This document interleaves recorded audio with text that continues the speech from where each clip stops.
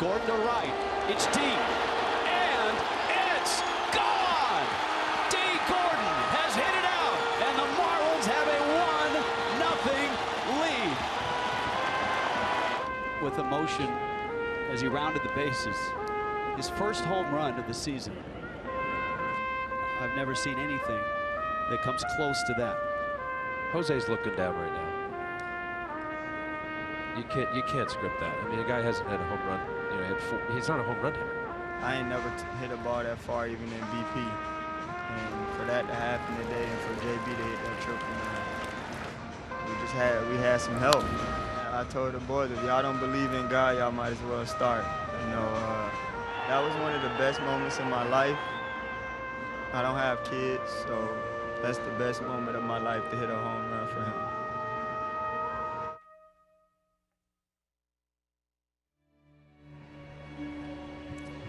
And today, the Marlins and the Mets will go at it again in Game 2 of the 3-game series after one of the most emotional nights, whether it's in sports or out of sports, that you can ever imagine.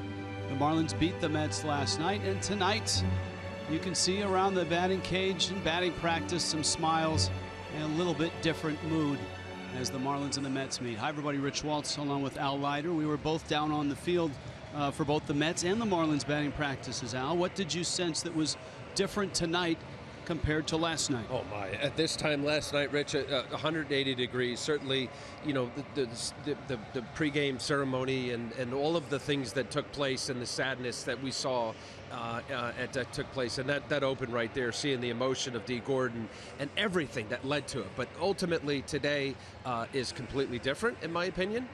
They're moving on. I know it's going to take a long time for guys to heal, but certainly what happened last night in that 7-3 win helped start the process. There were so many compelling shots of both Marlins and Mets who were overcome with emotions. One of those was Tom Kohler, who starts tonight for the Marlins, and Tom, a New York guy, goes against the Mets. Yeah, the Mets, he's pitched most against the Mets in his career. And you look at his numbers, and most recently in his last 8 starts, he hasn't had a win. And for me, Tom Kohler's a battler. He's a bulldog. He attacks the zone, and I think it's very important for him early on, if he wants to get deep in the game against a tough pitcher in Syndergaard, he's got to get ahead of these hitters. Mets have lost a lot of talent out of their rotation, but they haven't lost this guy, Noah Syndergaard. Yeah, this guy's one of the frontline pitchers in baseball, Rich, and you look at his numbers. He had a clunker in his last start, but this guy is solid, one of the best fastball-slider combinations in baseball.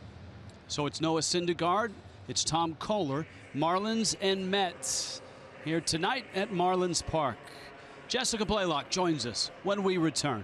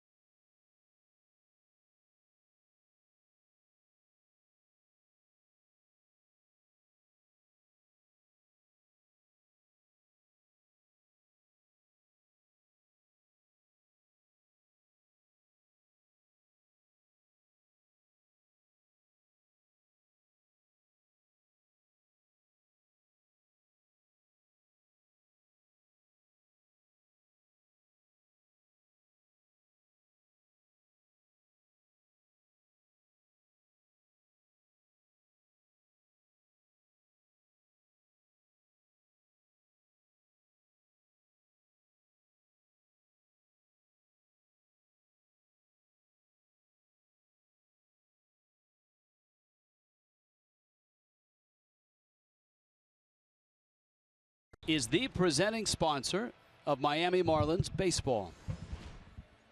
Tom Kohler on his way in. Marlins and Mets right around the bend.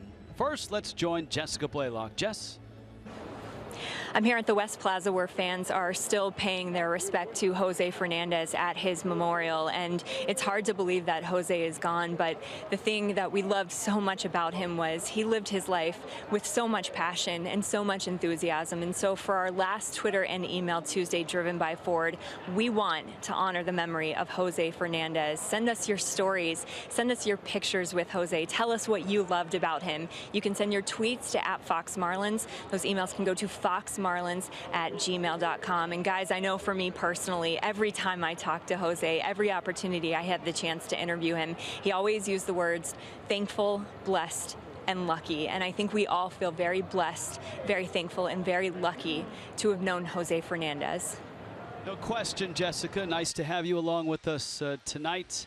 Martin Prado and the relievers. That's a nice sign there. Starters, relievers, as the Marlins and the Mets get ready to go. The Fish try to make it 2 in a row, try to hang in the wild card race. First pitch is right up after this.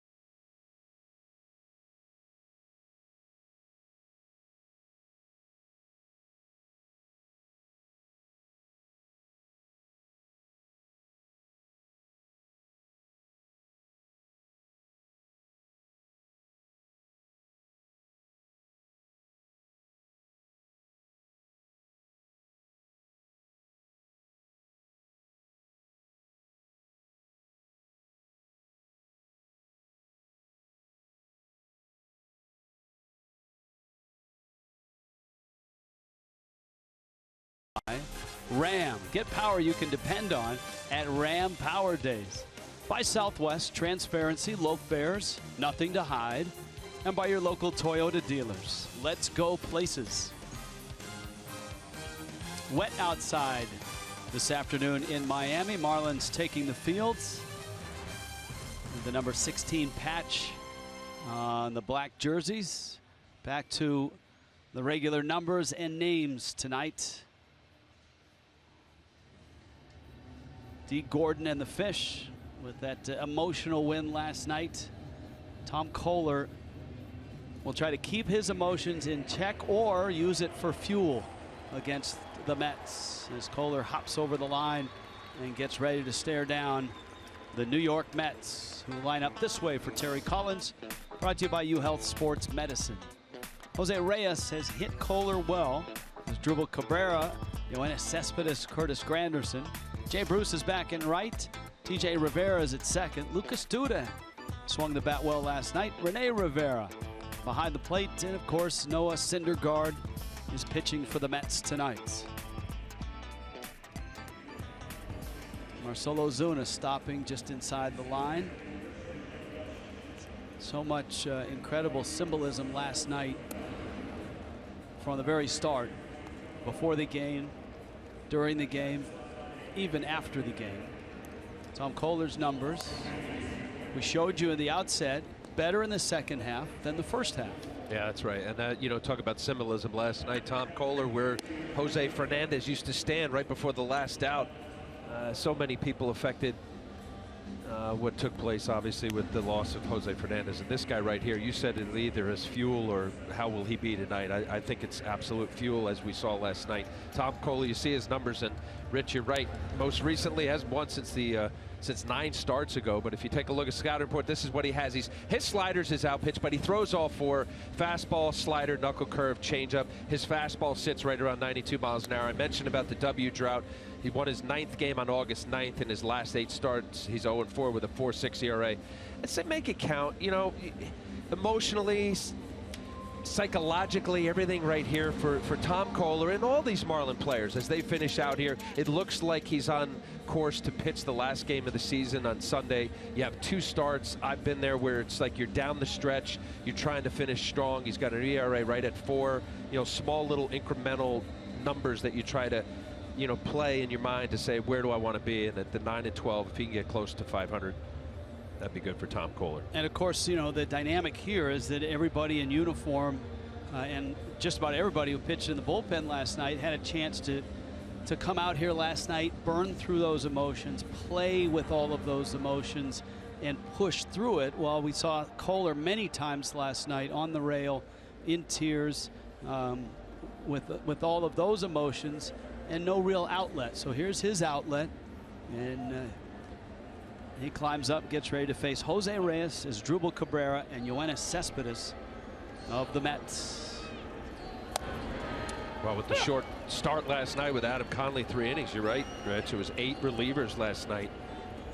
Each one getting through it, kind of navigating through the 6th inning. Don Mattingly did. Kohler gets a swing and a miss from Reyes, and it's 0-2. Now, there are some Mets that have had success against Kohler, and this guy, Jose Reyes, is one of them. Reyes, we saw in the lineups, 5 for 7 against Kohler. Other guys to look out for, Curtis Granderson, Asdrubal Cabrera, both have a pair of home runs each at Kohler's expense.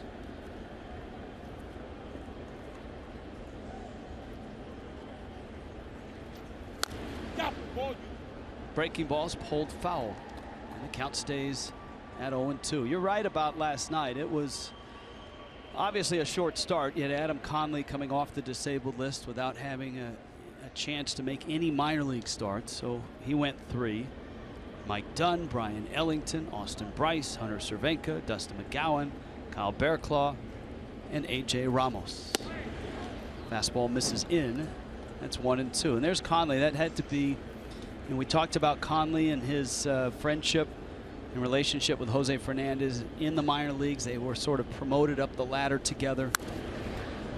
That had to be just an emotional roller coaster for him last night, and he handled it quite well. I mean, I think really that's the unique aspect of being a baseball player. I mean, it's not only just the 162 games up here in the big leagues, but the day-to-day that you're with somebody in the minor leagues. They'll swing and miss. I thought he might have had a little foul tip there. That's the curveball that Kohler has. And he gets a strikeout to open up his nights. Defensively behind Tom Kohler, Southwest presents Marcell Ozuna, Christian Yelich, and Giancarlo Stanton. Martin Prado, Danny Echeverria, D. Gordon, and Justin Bourne. JT Realmuto behind the plate. And here's Asdrubal Cabrera. A couple hits and a double last night. And he's in early attack mode and fouls it back 0-1. This guy has really helped the Mets offensively. And keeping him on the field has not been easy. He's playing with a couple of really sore knees. Sends that to center. Yelich has it. Strikeout and a fly ball out. Start Tom Kohler's night. Well, between Cabrera and this guy right here in Cespedes, that's really what's helped the Mets kind of turn it around since late August when they both got healthy and came back. The offensive numbers gone up. Career record for the Mets in home runs. Career team record. I guess 213 team home runs. Who would have thought that too? I mean, you remember the early days of Citi Field and the home run numbers down. Now they did move the fences in. Obviously that's helped. They moved them in a couple of times up in New York. But you would expect, even if at the old dimensions, this team would be popping them out, especially with the Cespedes.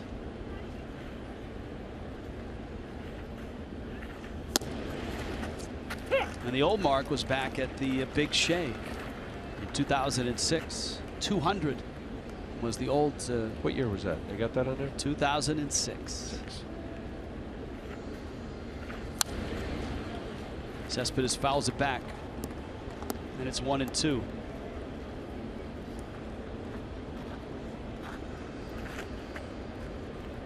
And of course, Cespedes was the main engine in the Mets playoff push last year.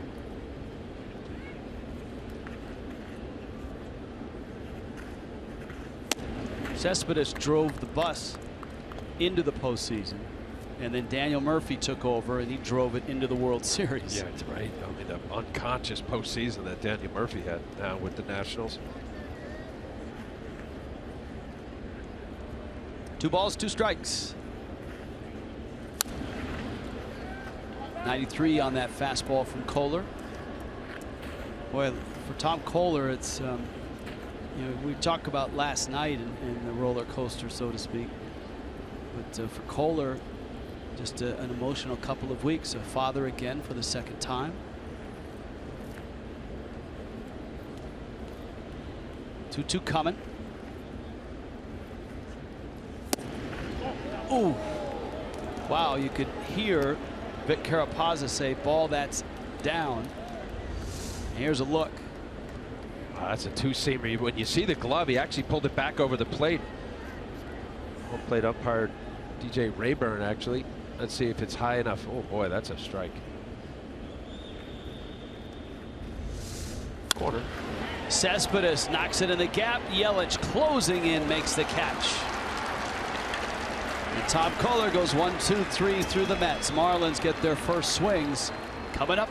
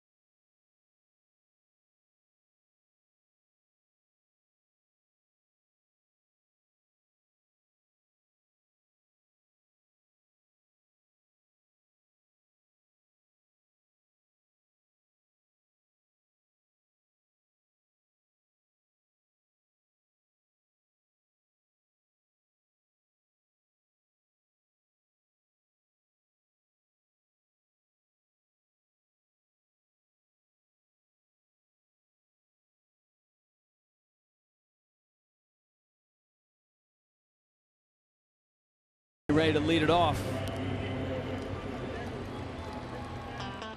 Miami's lineup. You see Gordon's last 17 games, lots of stolen bases in there. Marcelo Ozuna, Martin Prado, Christian Yelich, Giancarlo Stanton, Justin Bourne, JT Realmuto, Denny Echeverria is in the 8th spot, and Tom Kohler hits 9th.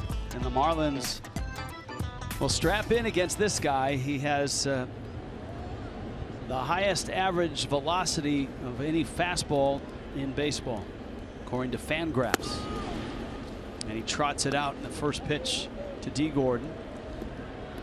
Noah Syndergaard is still young, 24, out of Mansfield, Texas. Gordon bunts. Syndergaard has no chance. D. Gordon, who had a marvelous night offensively last night, 4 for 5, starts things with a bunt hit here. All right, Mets defensively.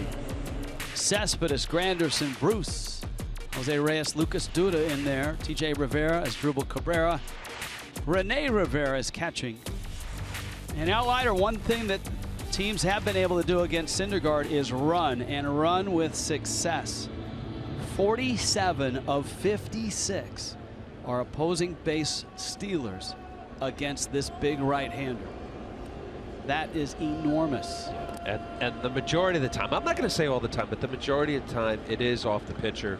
And Syndergaard's a guy, he's like many relievers, especially closers. They're not going to compensate their leg kick, and their delivery is going to be what it is. And if a right-hander is at that 1.6, 1.7 mark. Gordon runs. Good jump, throw down. He's in there. There it is. In the last 10 days, D. Gordon has really started to look like the D. Gordon of 2015.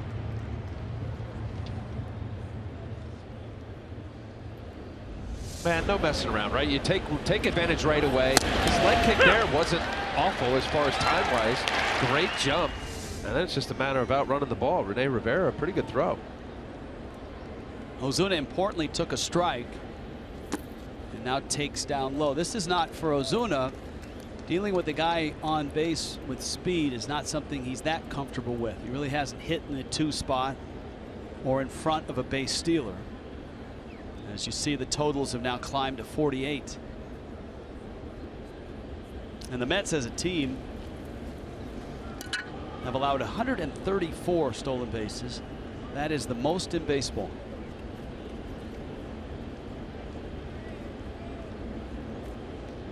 Gordon has a pretty good lead at second right now.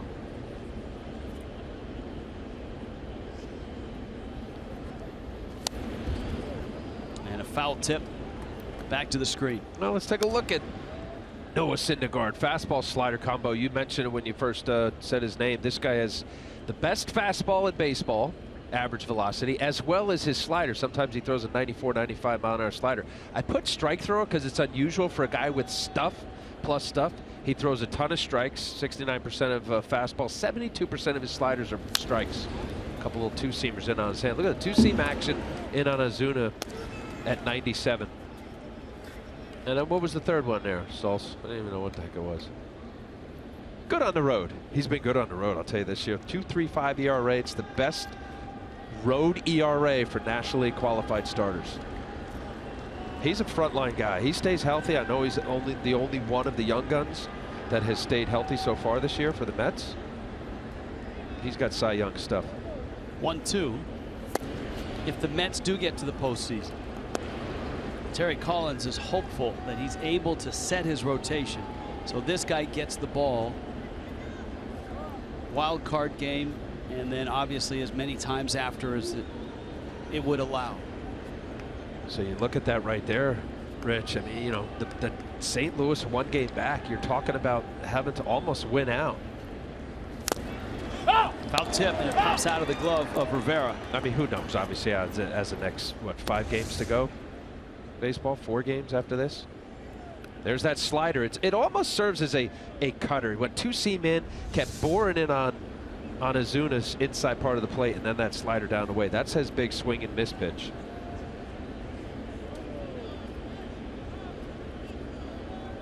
Gordon still at second, increases his lead. And Syndergaard misses into Ozuna. Now Marcel last night hit the ball hard. He was 1 for 5, but he lined out twice to the left side, once to left and once to short.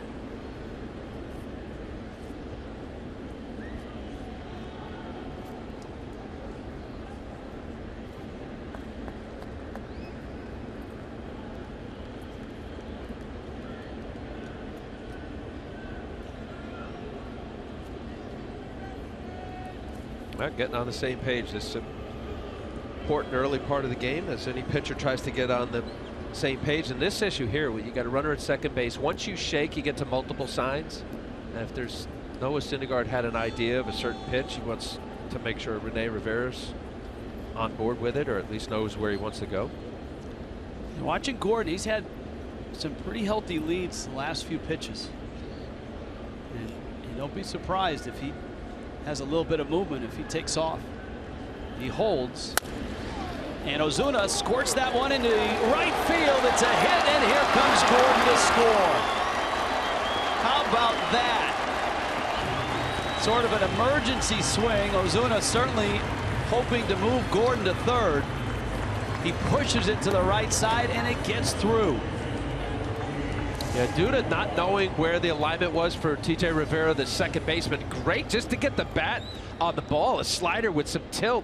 But where Rivera was kind of almost behind second base, or certainly to pull toward the left side. You see that, right here where you see where Duda is lined up, just stay there. And then he stays with it all the way, and that was just, you see the last quick step Duda realized he made a mistake. Nice piece of hitting by Marcell Ozuna. Here's Prado now, and Ozuna's at first. And a 1-0 start. A little less dramatic than last night for D. Gordon, but still a 1-0 start for Miami here against the Mets. So the bunt and the off the end of the bat, Squibber doesn't get you. Hey, listen, you're watching D. Gordon, was 28 stolen bases now. The importance of a table setter leadoff guy, and when he's right and healthy, there's not too many, if any, are better than D. Gordon. And it's a nuisance, Rich. You're on the mound. No one knows this. You know how often he's working on the side in between starts to try to quicken up without altering his pitches and his stuff, to easily letting good runners just run at will. And now with Squibber off the end of the bat, and you're down 1-0. So if you're Dan Worthen or you're Terry Collins, do you want Syndergaard to, because at this point he's given up 48 stolen bases now. At this point he's not compromising speed over his delivery. Is there a line there you'd like to see him push a little more towards a quicker delivery? Bouncer to third, picked by Reyes, and the turn in time from Rivera. Wow, nice play right there for Jose Reyes, who came up as a shortstop, out of position, but doing a nice job here back with the Mets. Comes up, watch how he picks this. This is a chopper, and he makes sure that he doesn't get in the in-between hop. And nice little turn there from TJ Rivera. Scoops it, firm throw, chest high, 5-4-3. I would, you have to. You can't give away free runs. That, to me, is a free run right there. With a good runner. Listen, D. Gordon is an exceptional runner, but you gotta give your catchers a chance. Because I don't know how many that is, and obviously I don't watch every Met game or every one of his starts, but if you're giving up a handful of runs, it's enough to say, I gotta figure out something to keep him closer. A couple fastballs have missed out. That one zoomed in at 98. 2 pickoffs, 89 throws, and 1 balk. And now 48 stolen bases allowed in 57 attempts. Yelich going after the 2-0 pitch, fouls it away.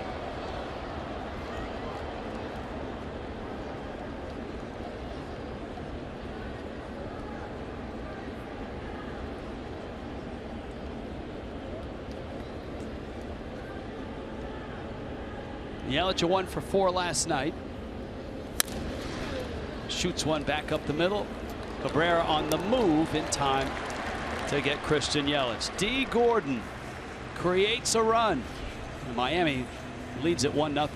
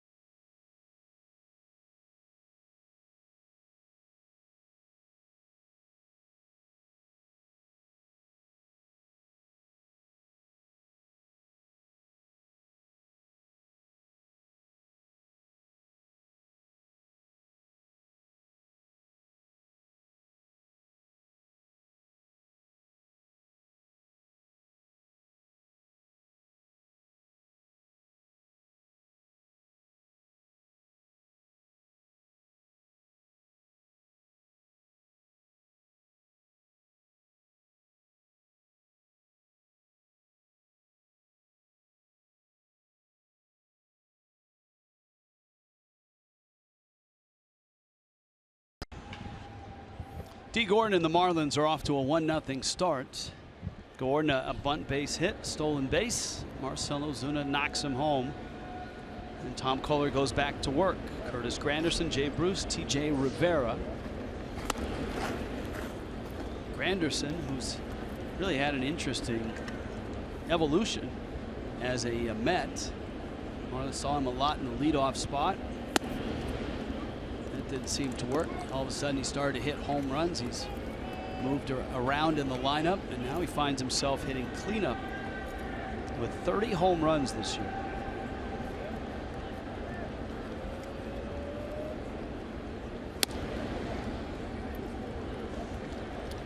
Yeah, I know Granderson when he was with the Mets at 43 home runs, or the Yankees 43 home runs in 2012, 41 and 11. But to just, I don't know about you, Rich, but to see Granderson at the 225 batting average, I know he's got the 30 home runs, but you know that's not a leadoff guy. I mean, as far as, although he's on base, that's why he was up there for a while, the 322 on base.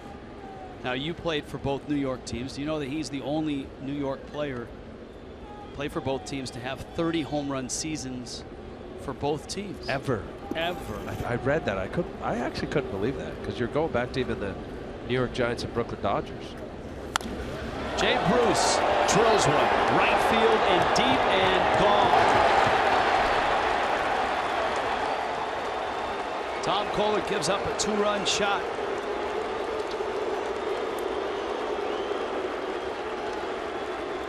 They haven't come very often for Jay Bruce, but it's a reminder that he still can hit him.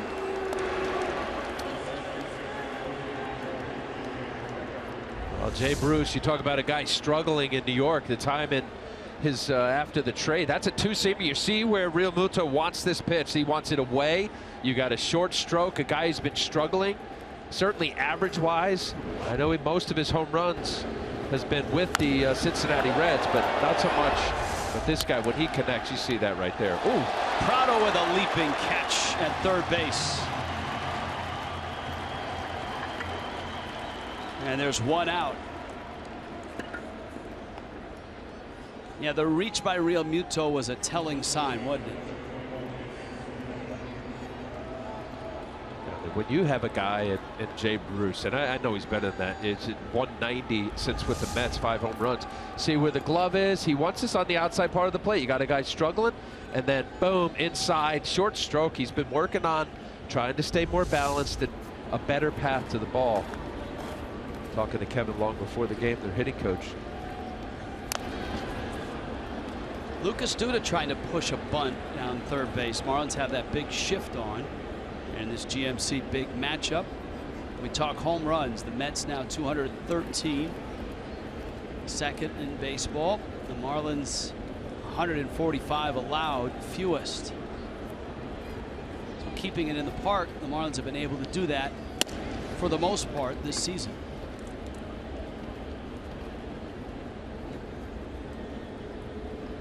Duda came into the ball game midway last night and ended up with a 2-for-3 night. And the big man who had that lower back issue kept him out a good chunk of this season. Behind the count, 1-2.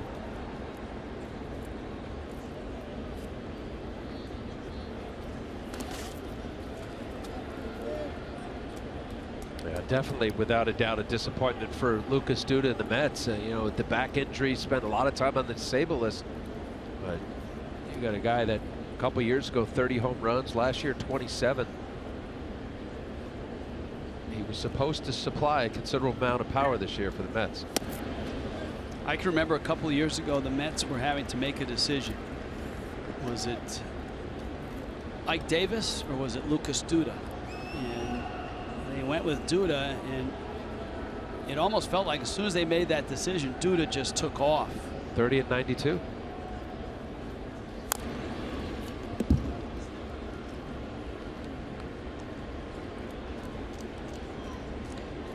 I mean, you know, he's got a big swing. You know, if you look at the what I see for guys that correlate, when you have high home run totals, low batting average, you got generally high strikeout total. But he still takes his walks. Look, there's one there. So that combination, you know, on base percentage, obviously a little better if you're willing to take your walks. A lot of swing and miss guys that go for the fences generally have low walk totals. So 2 walks for Kohler in this inning. Who first opened the inning. Of course, Jay Bruce chased home Curtis Granderson with a 2-run homer. Rene Rivera getting the start at catcher for the Mets. You've got the pitcher Syndergaard right behind him.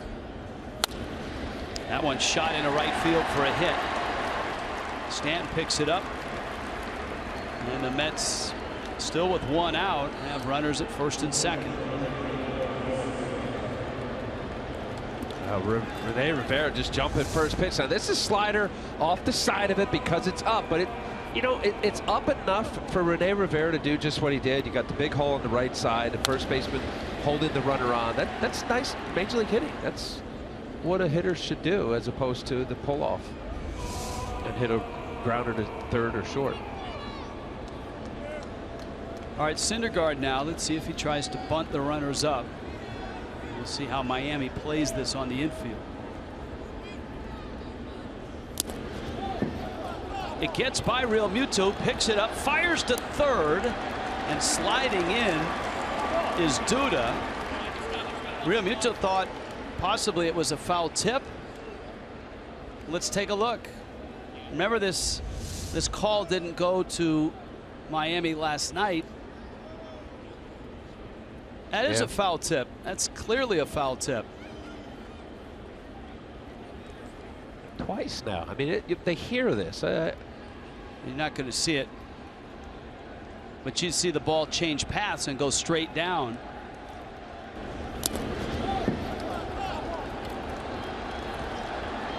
Now, last night it was. And Don Mattingly is asking for the umpires to get together.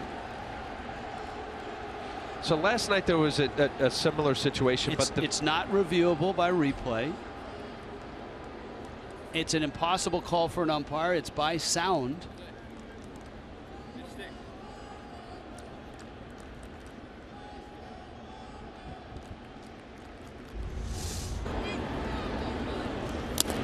You could hear the double click.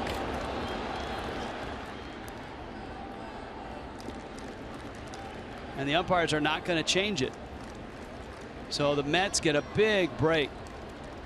And 2 nights in a row, that call is gone against Miami. So infield now, up the middle, halfway, corners even. You got a slow runner at third, and you got a pitcher at the plate.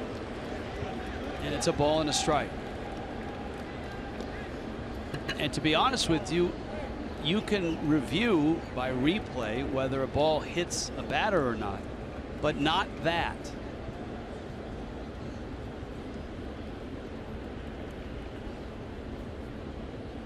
One. And having watched it happen now 2 nights in a row, you wonder if you should be able to at some point. Well, I think it's just a matter of time. If you repeatedly, multiple teams have issues like this, I'm sure they take it up at one of the winter meetings because they are significant in different parts of the game. 1-2 pitch to Syndergaard, infield in now. Kohler misses in with a breaking ball.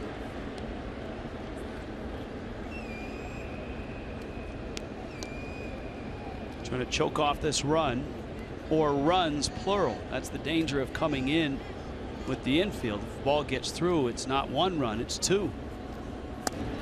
Got him. Backdoor breaking ball. Big strikeout for Kohler. Now the advantage of pitching in the National League when you got a pitcher. I don't care. I know some of these major league pitchers can hit, but it's not a regular everyday hitter. Nice curveball here from Syndergaard, or to Syndergaard. Backdoor, perfect corner. DJ Rayburn bringing him up. Big out here, absolutely, to preserve those runs. You need either an infield pop-up or a strikeout.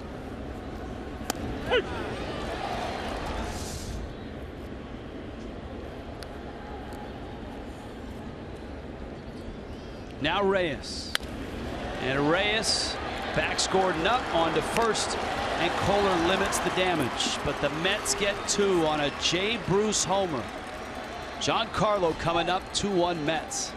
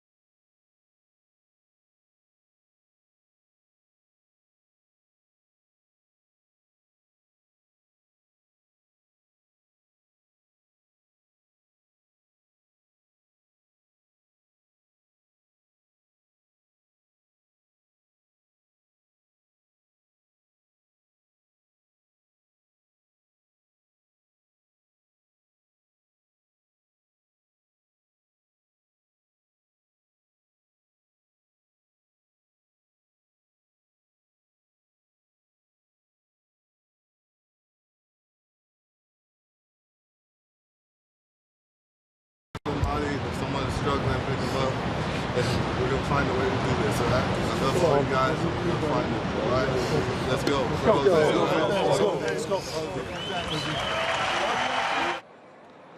Stanton's night started last night, and even with his emotions raw, he seemed to be in the middle of all of the consoling, all of the leading, all the way until the end of the night. You know, Stanton at the end of the night also drawing the team together. Remember, he had the jersey turned backwards so that Fernandez for Stanton was on the front of the jersey, and it was Stanton symbolically that brought Fernandez's name into that inner circle. He was the only one with that name faced forward. Stanton swings and misses, and Syndergaard strikes out Giancarlo. I think the reference to Giancarlo's personality is he's a silent leader, and I think just from my vantage point of watching last night and seeing what we just saw there, you know, it was good to see the big man take that leadership role and do what he did, because they respect the heck out of him. You see Tommy Kohler next to him. You know, not too many dry eyes last night, that's for sure. No, and really, and I don't know that people realize this because we saw just little glimpses of it, but there were Mets on the field that were weeping as well during the game. And so the emotions, you know, Cespedes obviously one of them. Travis d'Arnaud was very emotional behind the catcher's mask. Lucas Duda consoled runners at first. Here's a 2-0. Bohr socks one into left for a hit. Justin Bohr last night was terrific. He did everything but homer, including his first big league triple, an RBI double, and a single, and he also walked. So the Mets haven't been able to get Bohr out in this series. And now when he's hitting balls to left field like that on a line, then all of a sudden that extreme shift will loosen up. Yeah, you wonder how often or when clubs look at these spray charts and see balls like that. We've seen Justin Bohr do that more than a couple times. It's been more than a handful. But I love it. You got a guy on the mound in Noah Syndergaard throwing 98 miles an hour, your 2-0 count, easy to want to pull off that. And it's a fastball away, and he drives it to left field. Real Muto, and that's just out of the reach of Duda. And it's 0-2. Well, Syndergaard has his velocity, he has his command, and he has a 2-1 lead now.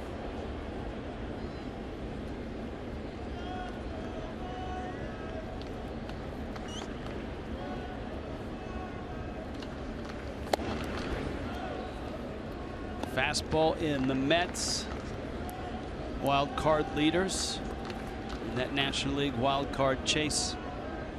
The San Francisco Giants are a half game back. The Cardinals are a game behind the Giants.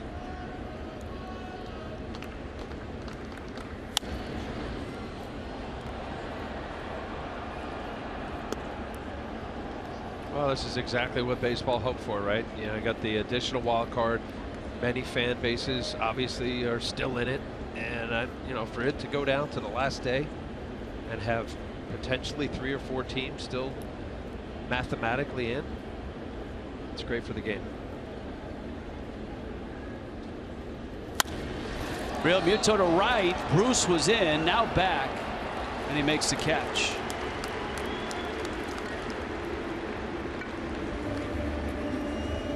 So 2 outs, and here's Adeiny Echeverria. Miami 4 back. Pittsburgh 5 back. And the Marlins on the schedule right now, including tonight's game,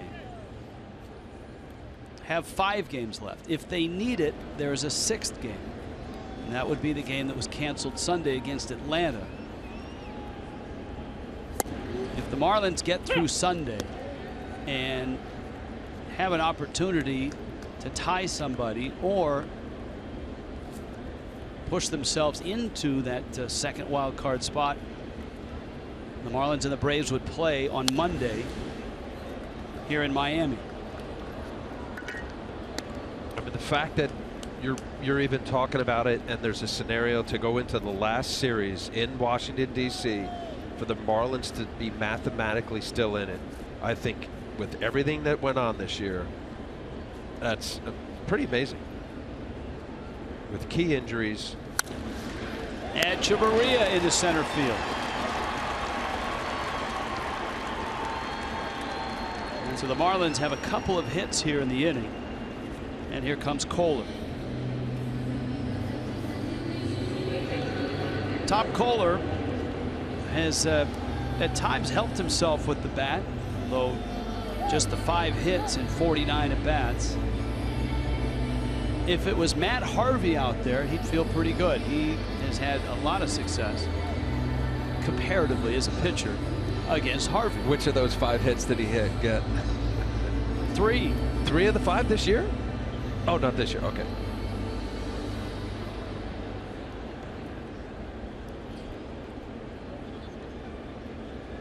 Boers at second. Outfield not very deep.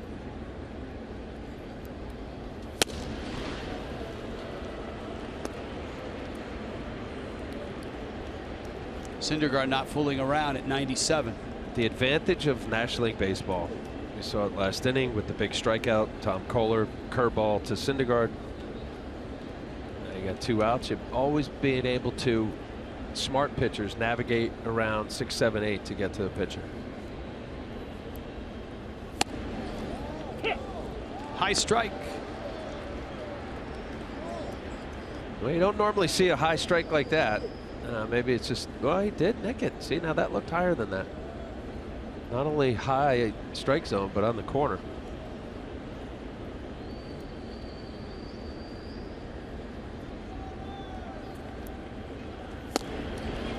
And 98.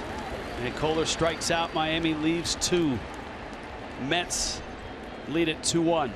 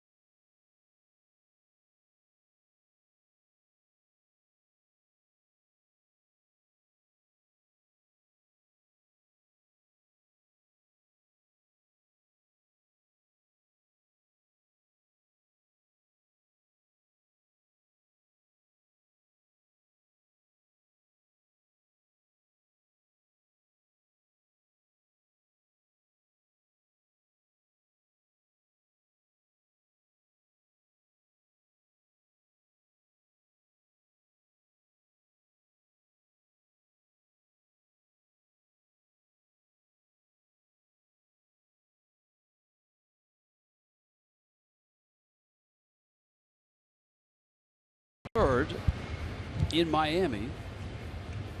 This copyrighted telecast presented by the authority of the Marlins may not be reproduced, retransmitted in any form. Accounts and descriptions of the game may not be disseminated without the express written consent of the Miami Marlins.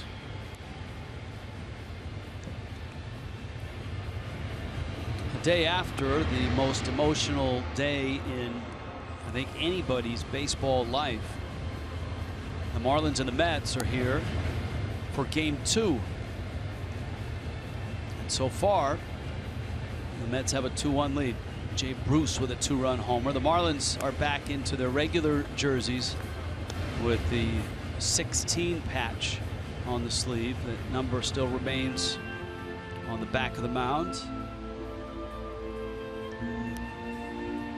And you see it in a variety of spots still in and around Marlins Park.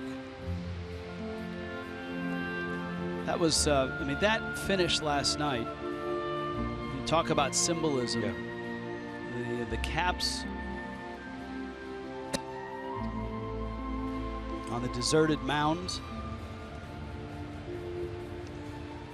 pointing to the sky. I mean, even what Jose used to do when runs scored, banging on the padded railing in the dugout.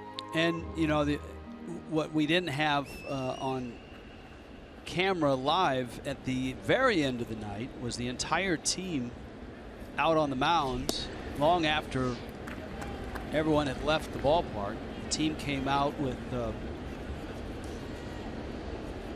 bottles of beer and did a toast to Jose's life, raising their bottles towards the sky.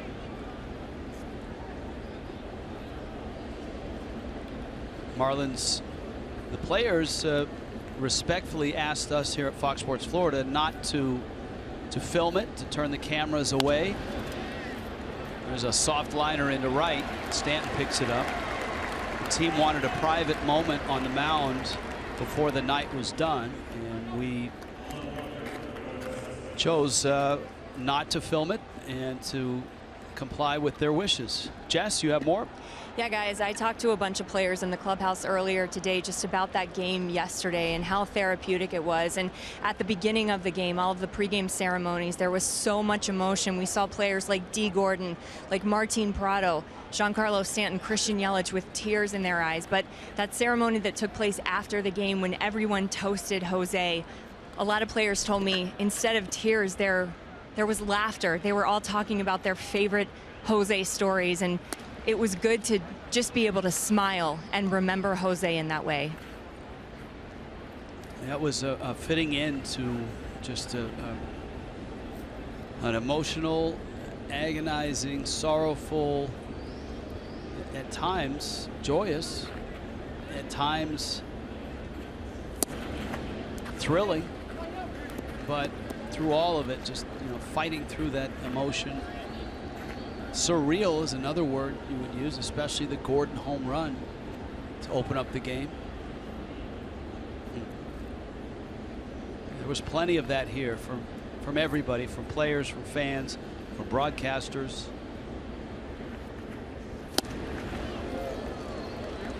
Cespedes a healthy rip. Well, in many respects, Rich, the game actually is helpful for these players to go do their thing and get away from thinking about the sorrow and the emotion of the sadness of what's transpired. And I think that was kind of the issue a little bit with some of the guys. Is it okay to laugh? Is it okay to be happy in a moment that we saw last night? There were definitely some good baseball moments for these Marlin players. And I kind of associated with when I was with the Mets. Cespedes absolutely crushes one.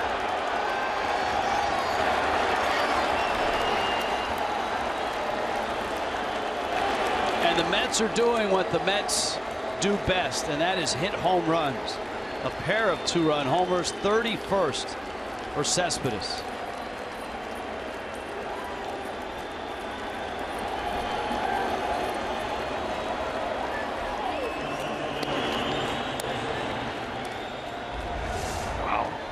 This right here, 2-0 fastball to Cespedes, a 30 home run guy. You see where Real Muto's setting up, and now 2-0. If you're coming in, you got to miss in, and ends up leaking middle of the plate, thigh high. That ball was well struck, way out of here.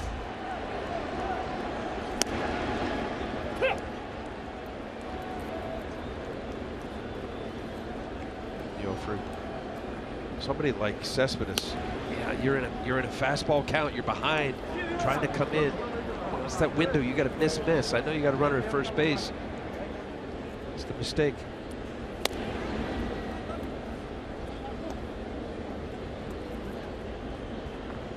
So that's 214, and the Mets have caught and passed the Cardinals already tonight.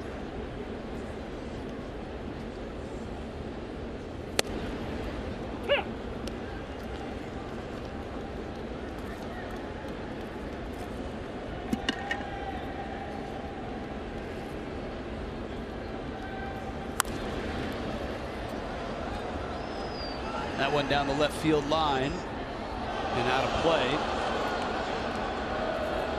The particulars on the Cespedes homer: 108 miles an hour off the bat, 432 feet of home run.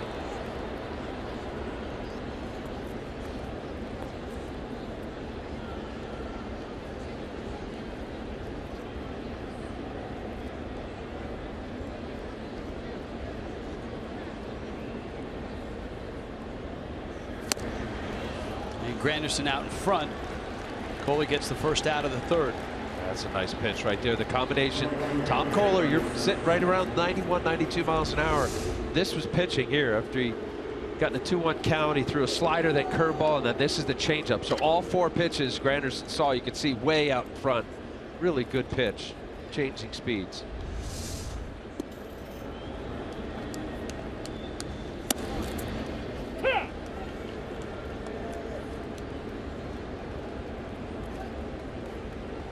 Bruce, who really has had a chilly start to his Mets career, homered to right.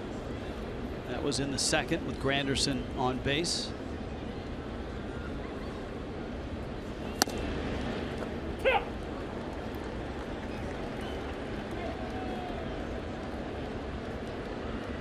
Oh, and 2. Mets have kind of been waiting for Bruce to bust out of it and be the guy that he was as a Cincinnati Red. High fastball, Echeverria. Wow. Danny Echeverria shaded over the middle. Wow, look at here. I mean, look at where he's going. This is the big shift for left-handed hitter Jay Bruce. I mean, he went a long way, and that ball, not only was it a line drive, but it was slicing away from him. This is spectacular. Gold glove stuff right there. Line drive, pulled away from him. Terrific.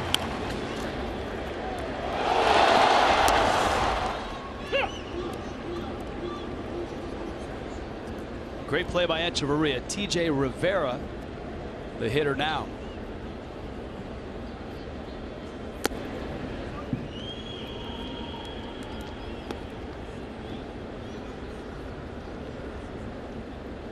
Hey, like this young man here, TJ Rivera, led the PCL in hitting this year in Las Vegas.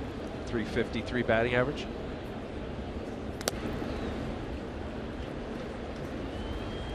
There is a skew on that number because Vegas is an excellent place to hit.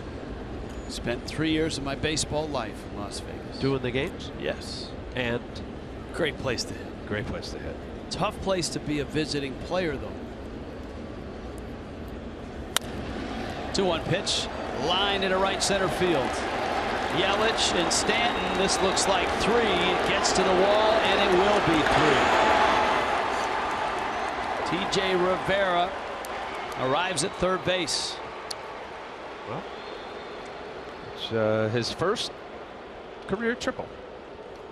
There it is. I mean, you just even see here, anytime you have a 300-something hitter, this is what they do. They use from line to line. They hit the ball where it's thrown. That was a pitch that was away from him instead of pulling off. Yes, it was up enough above the belt, but it was on the outside part of the plate. And then he gets on his horse. First career triple for young Rivera. It is Las Vegas, a great place to hit. But when visiting teams come in, they rarely get any sleep. They lose their meal money. And by the second or third day, they're generally dragging in Vegas. I figured that's where you were going. Makes sense. Yes. In fact, in the old days of the Coast League, they used to play 5-game series. And that would not only crush the meal money, but it would put some players in some serious debt, as well as keep them from REM sleep. Marlins going to bring up Rene Rivera, the number 8 hitter, the catcher for the Mets. They walk Duda. And obviously Miami's in a position where they don't want this thing to get out of hands. Odrisamer Despagne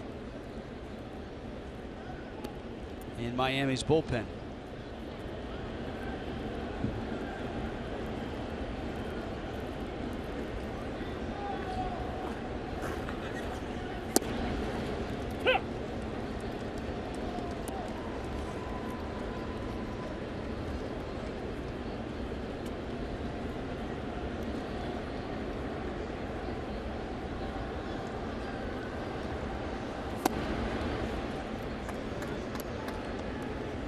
Ball and a strike. Kohler already up to 62 pitches. He's got 2 outs here in the 3rd. You see the split. It's certainly not a clean one. That's a good combo right there. He starts off Rivera with the big curveball, fastball in to push him off the plate, and then you see the wave of that slider that's way off the plate. You got a couple places to go here. You're thinking strikeout, something off the plate, pitcher's pitch, and it's been his slider. Breaking ball going away from him. They'll tapper Kohler to first in time to get the Mets catcher Rene Rivera. But another home run. This one off the bat of Yoenis Cespedes. And the Mets lead grows to 4-1.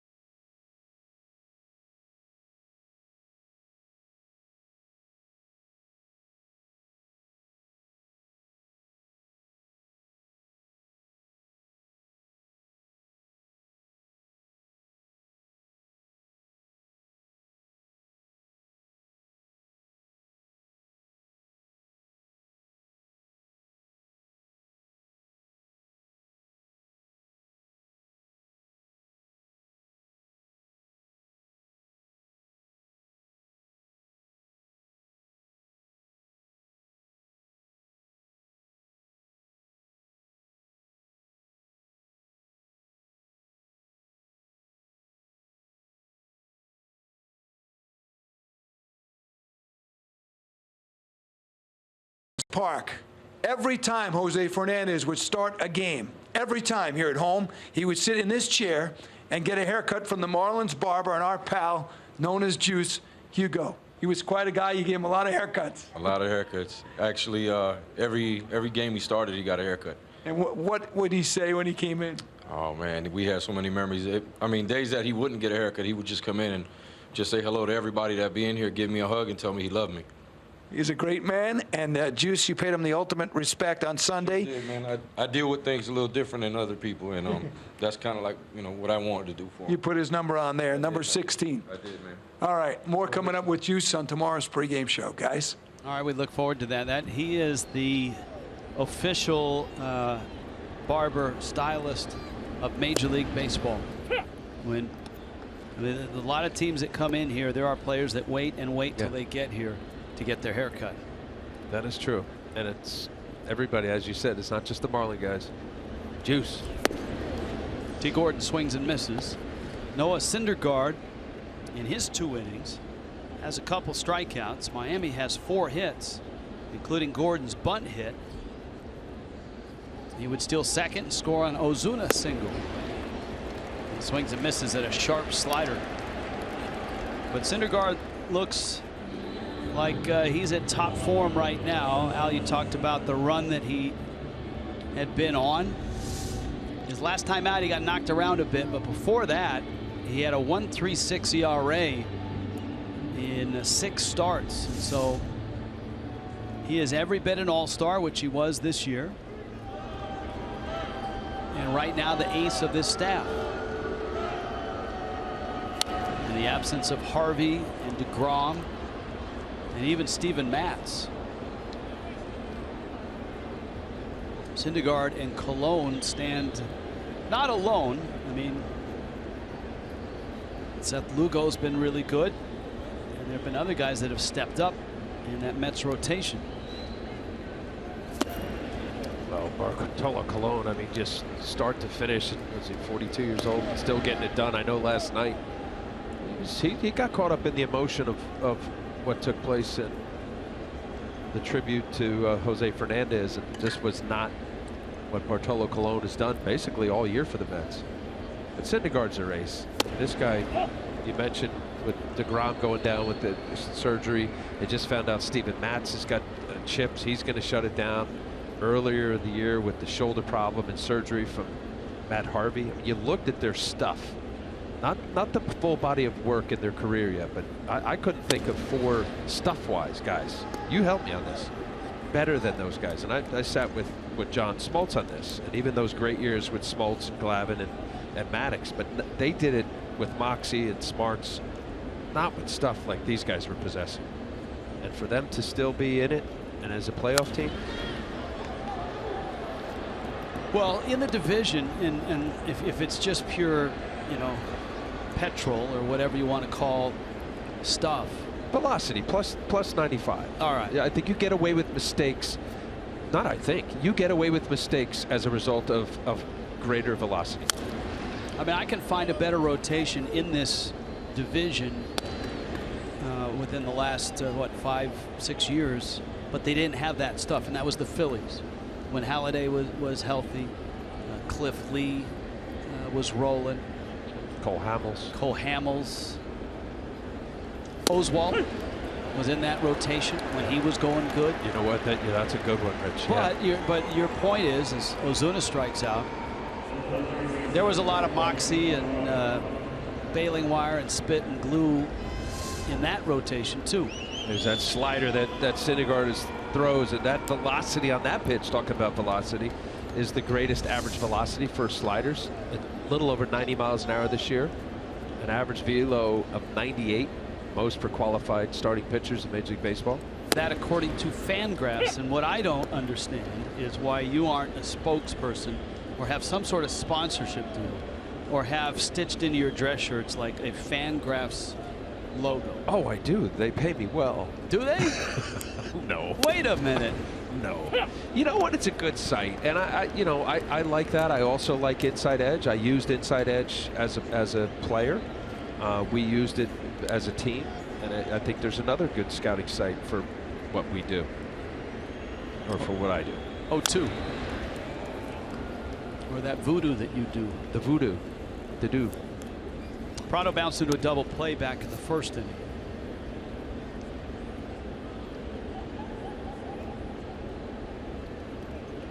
You know what the Mets would love to do is they'd love to be able to clinch that spot in a wild card game and home field in it, so they don't have to pitch Syndergaard next Sunday and he can pitch that wild card game. That's an impressive third inning. He strikes out the side. Gordon, Ozuna, Prado.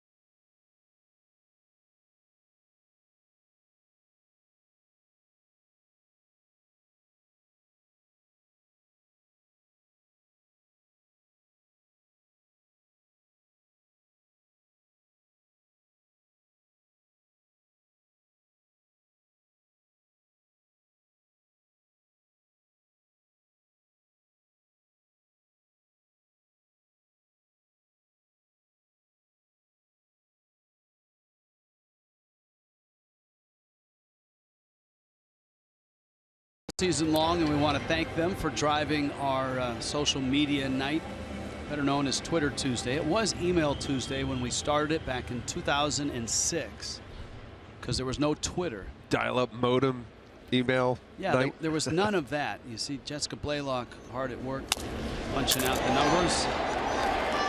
I fully expected Echeverria to take flight and catch that one. On a broken bat, you could hear it shatter. Noah Syndergaard has a leadoff hit here in the 4th.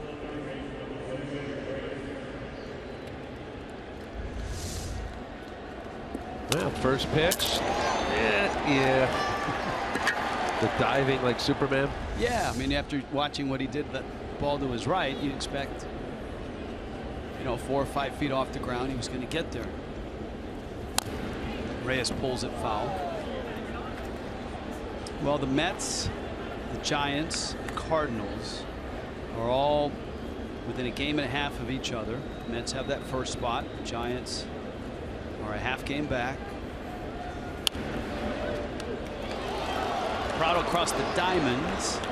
Syndergaard is back in. Reyes soft line drive out. And I think they're all in the same spot as Terry Collins. They first and foremost want to get to that wild card game. Secondly, they'd love to be able to have their ace throwing in that wild card game. Well, what last night's game did for the Mets actually could line him up and have Bartolo Colon, who's been their number 2, pitch Friday instead of Saturday. And if in the event they got to burn Syndergaard on Sunday, they would at least have Bartolo for game 1. And the irony in that.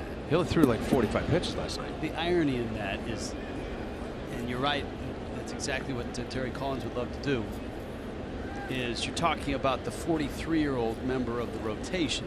Let's move him up on short day's rest. Bohr off his glove. Gordon shovels. Echeverria gets the out. It's like a power play in hockey. It's from Bohr to Gordon to Echeverria. Kick save and a mute. Yeah. Let's take a look right here. Some down and in hot smash just for Bohr to get the glove on it, and then that side shovel pass from Gordon. See right here, boom, gets it off the heel of the glove and then quick shovel. Gordon was absolutely thinking as quickly as that was. You see him trying to duplicate it, thinking double play on that even. You can't duplicate. You could never. I mean, you could get someone with a fungo out there, hit him 100 balls, and it'd be tough to duplicate that. Yeah. No. I'm not saying Bohr. I'm saying the shovel pass. It kind of had a little air under it. Hunter Cervenka up in the bullpen. All right, here's that matchup again. As Kohler faces down with Cespedes. And at both home runs, Al, you pointed out, a missed target has proven to hurt Tom Kohler. Well, I mean, you see right with that 4. I mean, you can't. It looks like one of those meteorology bad storm coming through. Stay away from that. Don't fly through it. The red zone. Hurricane Ioannis.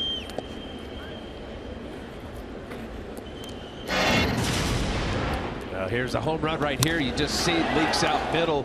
Can't do that. Fastball count to a guy's got 31 home runs now. And pretty much almost all of their offense. Certainly he's carried them. I think the trouble spot is you look where that hot zone is. You see where the 4 is. The hole is just above that, and if you could put it in that hole, upper right quadrant, you talked about it, a small window. Man, let me tell you this right now. This is where I would live, and I'm going to keep doing it until Sulce tells me to stop. I would just go here and here and here and here and here and here. Let a guy like that can hit it out of Yellowstone make you go right center, and I know he hits hanging sliders and breaking balls. Got away with one there. But don't you, at some point in that sequence, circle, circle, yes. circle, circle, have to go in? Yes. Okay, so here, now I'm playing along with you, Rich, but ultimately your power guys, unless they absolutely prove that you throw away up, thigh high, I will hit it to right center. There's very few guys in baseball that consistently do that. But your danger zone, generally speaking, that's why you see closers and relievers late in the game, they stay away because inside is dangerous. It's a good pitch. All right, 3-1. So to me, that was make sure he hits my pitch and see if Donnie takes him out here. He's got the lefty, and you could see Kohler shaking his head. See, that was the pitch, and I get where Tom's saying, because he did it knowing that, hey, I got 2 outs. I can get him. I just want to make a pitcher's pitch. Give me a chance on the next guy. Donnie's got other thoughts. Well, this is a different game than a month ago or even 2 weeks ago. You know, Don Mattingly is managing these games like they are postseason games. And in postseason games, when you fall behind by 3 runs, your pitcher is on a very short leash. Kendall Toyota called to the pen.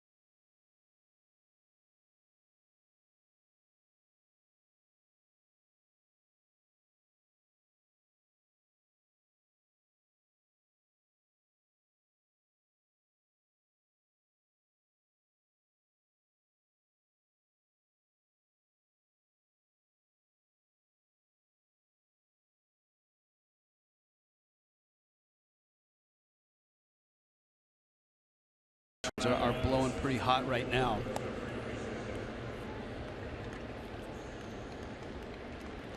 Kohler with 2 outs here in the 4th gives way to Hunter Cervenka, and his job is to get Curtis Granderson out.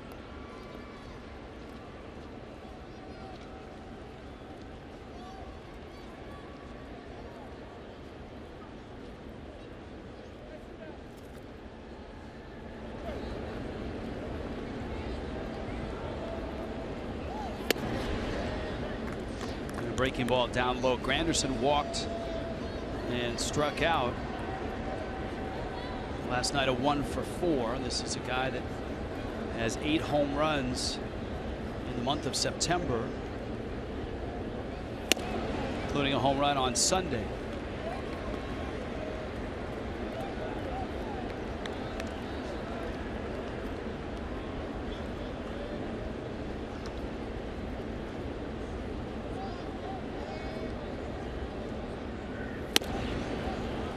Cervenka promptly comes inside and falls behind 3-0. You do have another lefty on deck, but I think Don Mattingly was hopeful that Cervenka could come in and get Granderson and not face Bruce.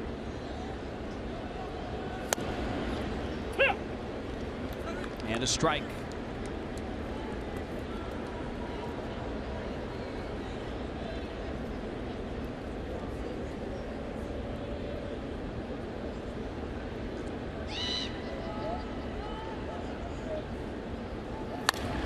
Granderson center field, well hit. Yelich going back at the track, at the wall, and he hits the brakes and makes the catch. Yelich had a little more real estate than he thought. And when he hit the brakes,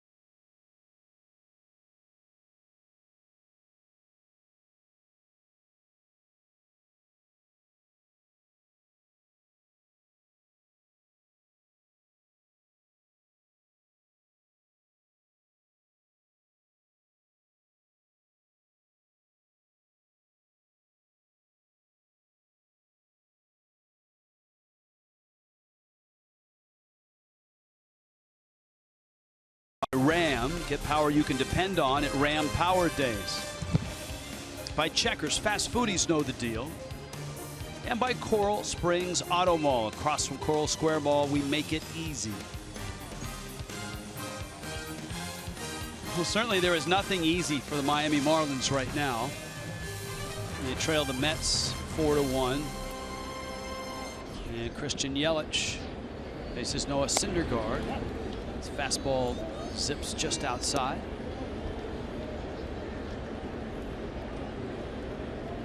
A decidedly different feel around the ballpark.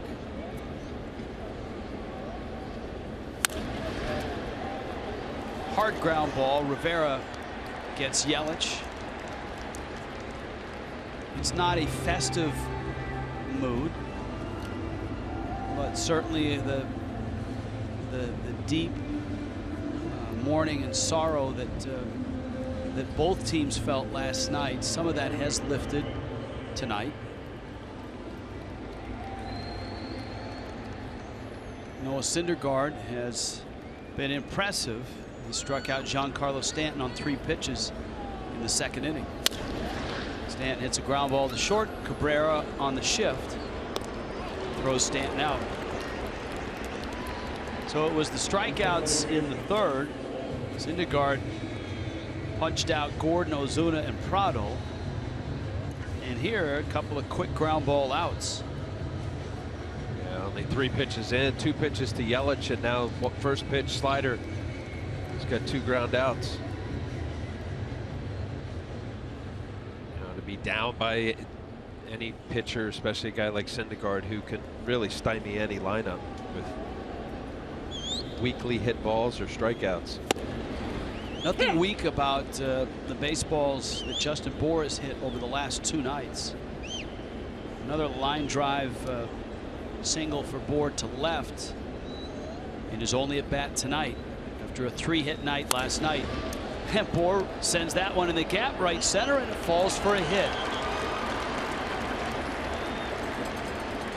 And you know, just these last few nights, Al, you get a real sense of what the Marlins missed when Bour went down with that high ankle sprain in the first days of July. I mean, this is nice hitting right here, Rich. He's got an 0-1 count to a guy who throws 98, gets a changeup. Now, this isn't a hanger. This is a changeup going down and away. He's thinking middle of the field as he saw his line drive to left field in his first at bat. That's nice hitting. You're right. I mean, this is a guy that was sorely missed by going down with that ankle injury for the amount of time that he was out.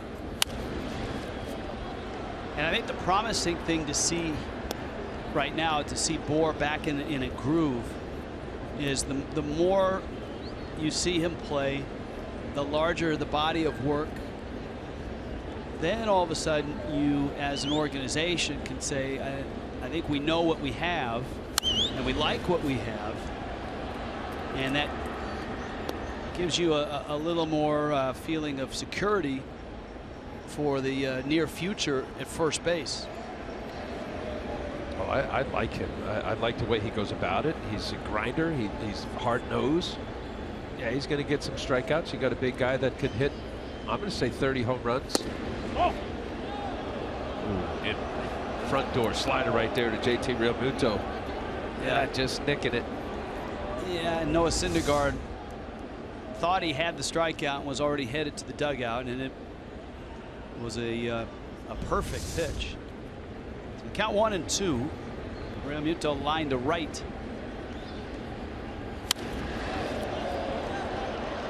Now that's bat speed, right? I mean, 97 miles an hour. You get the head around on a pitch that's on your hands, and you put it into the upper deck down the left field line. Well, not only that, but the ball is 97 running in on his hands. I mean, this isn't a straight. Syndergaard doesn't go over the top 4-seam through the zone. This has got action.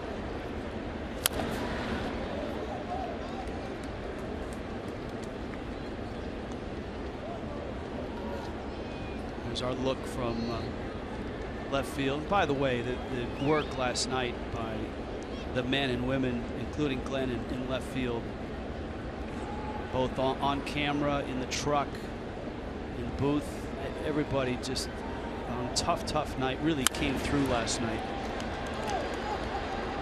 flip on to second in time.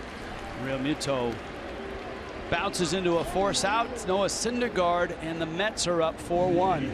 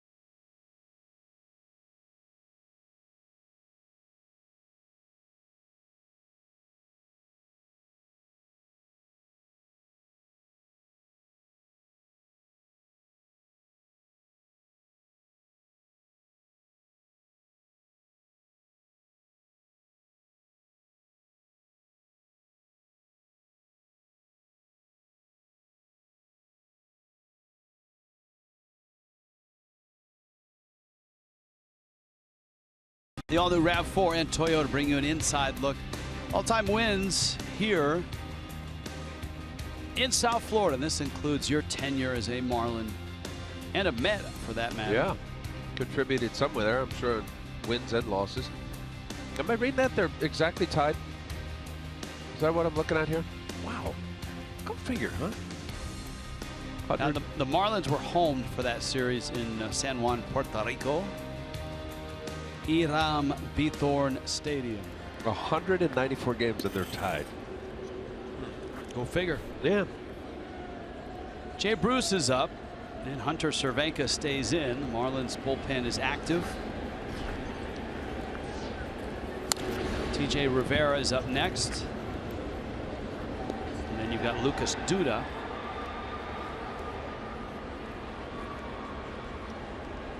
Another short start for Miami. 6 straight starts now of 5 innings or less.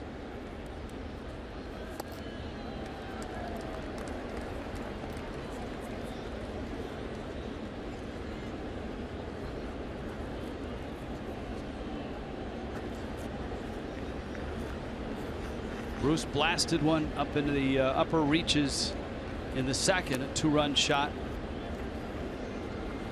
Yoenis Cespedes a 2-run homer in the third, and that was the damage against Tom Kohler. Now the Giants in that wild card scramble hold the second wild card spot, so the Marlins are 4 behind the Giants. Giants play Colorado in San Francisco tonight. I told you the Cardinals are just behind the Giants. St. Louis in the wild card is a game behind the Giants. St. Louis is at home against the Reds, and the Reds have scored first, 1-0 in the first.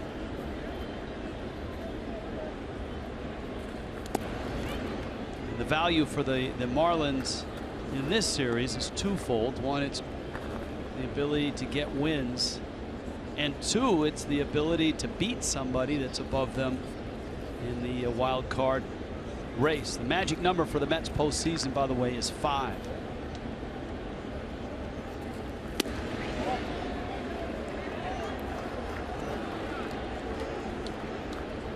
They got their work cut out here tonight. I mean, you get behind 3 runs midway through the game right now against an extremely tough pitcher in Syndergaard, only 60 pitches through the 4 innings.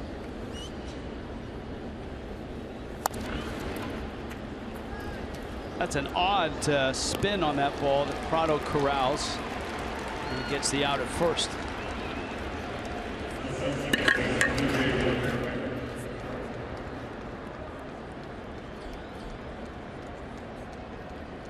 Nefi Ogando is ready. American League wild card race, Blue Jays a game lead over Baltimore. Baltimore the second wild card team. Behind Baltimore, Detroit and Seattle are 2 back. And Houston beaten by Seattle last night, 3.5 games back.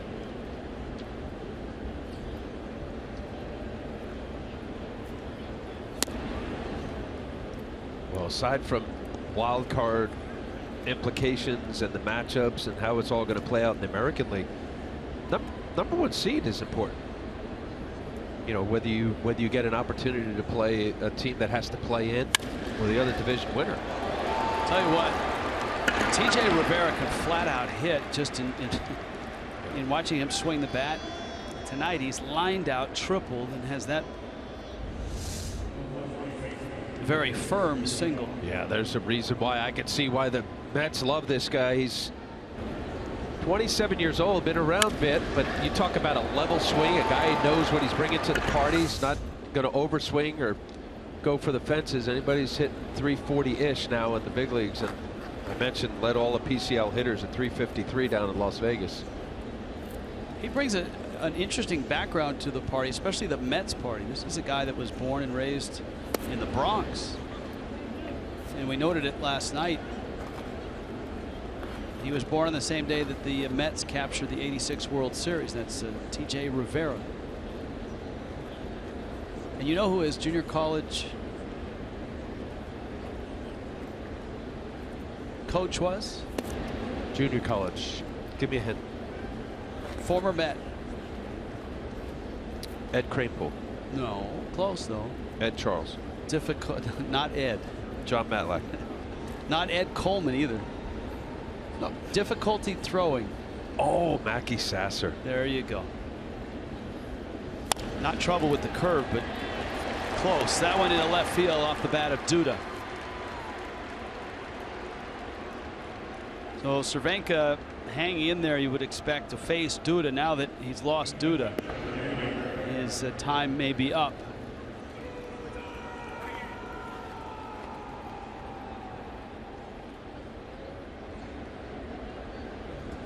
Don Mattingly on his way out. Nefi Ogando on his way in. Mets have a 4-1 lead, 1 out in the 5th. In Miami tonight, this is a Kendall Toyota called to the pen.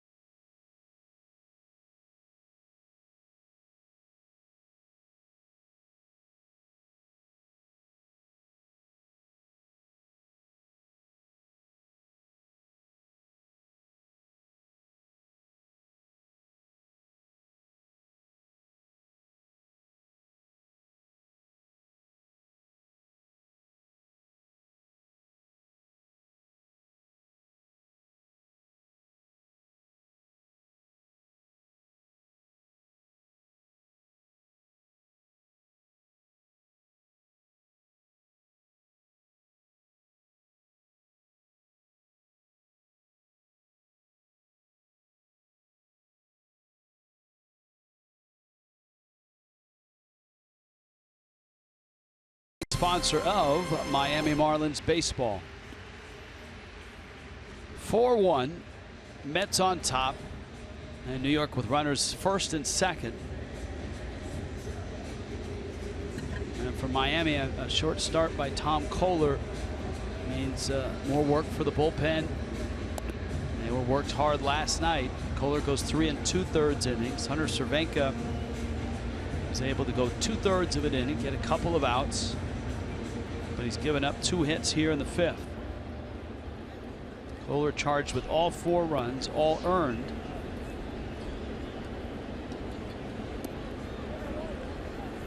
Gano making his 3rd stint with the Marlins. Got called up, recalled from New Orleans. September call-up. Hard thrower.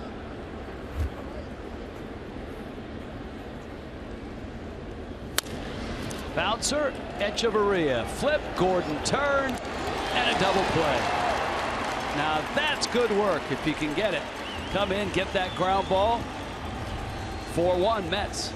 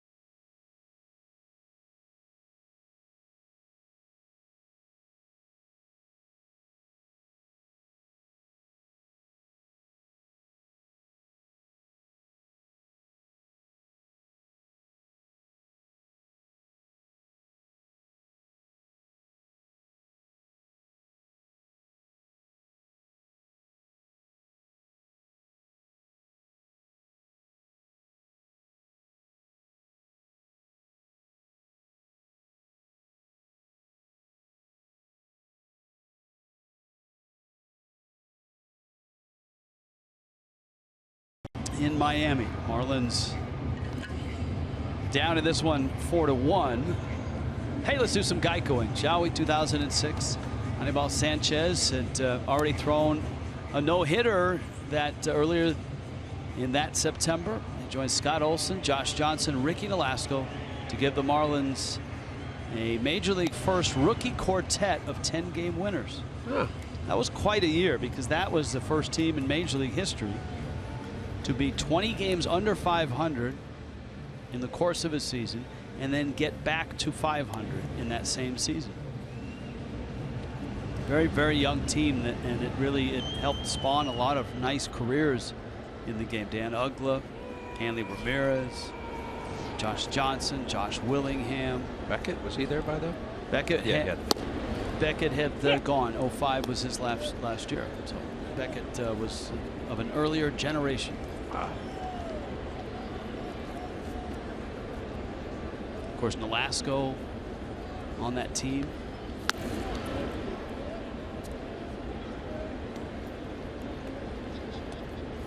Now Noah Syndergaard has been very sharp tonight. Miami has 5 hits.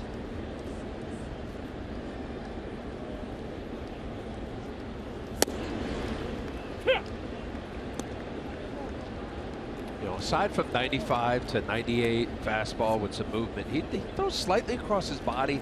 There's some deception with that. He's got a short, quick takeaway on the backside when he breaks.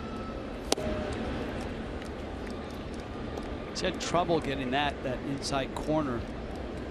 That's even though they register it as a slider, that's more of a cutter. That last pitch right there. How do you differentiate? Velocity and break.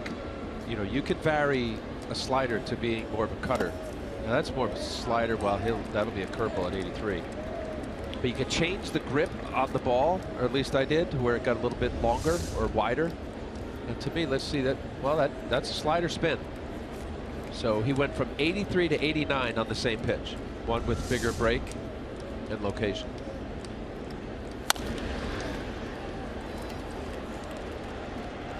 Rivera gets Echeverria.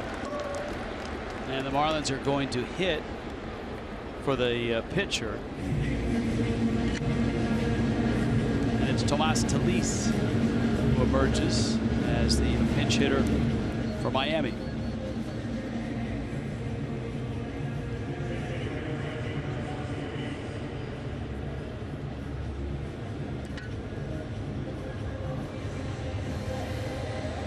Telis, a switch hitting catcher. Pinch-a-penny brings him to the plate. And Telis had a very solid offensive year.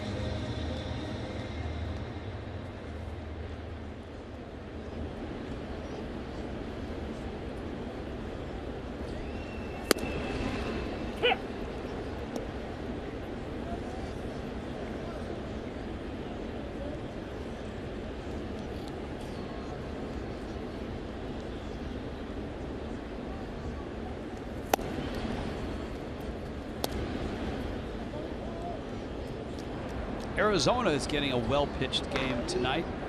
They are not only shutting down Washington 2-0 in the bottom of the 6th.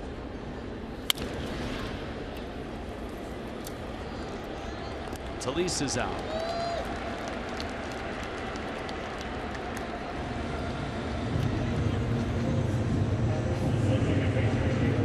But right now, Washington is without a hit. Matt Cook, who was a Mets draft pick back in 2012, is no hitting the Nationals at Nationals Park. What inning? Bottom 6. So he has 5 no-hit innings.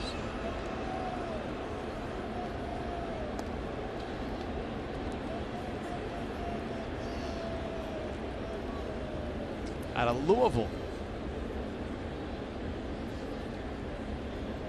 Trying to think of what trade that would have been. That's to the D-backs.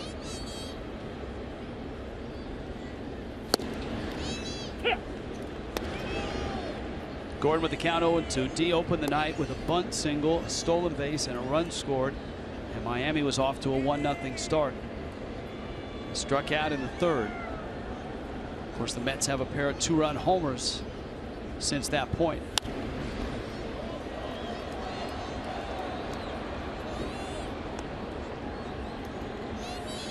It's tough fighting that off right there. 2, now 3 fastballs in a row in on D. Gordon's hands at 98. Syndergaard's got so many weapons. Uses all of the pitch. Haven't seen a whole lot of changeups. I only got him for a couple. 2 breaking balls, a 98-mile-an-hour fastball.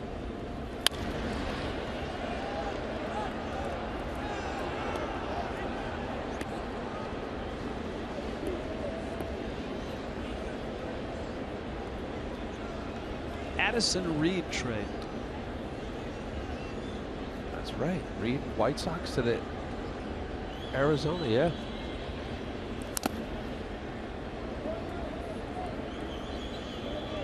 Gordon gets a piece, fouls it off, counts 0-2. Reed's done a nice job for the Mets this year. One of their go-to guys leading up to Familia. This game stays that way. We'll see Reed. 4-1, close games. That's basically what Terry Collins has been using. Reed to Familia, depending upon lefty situation. Bring in Blevins.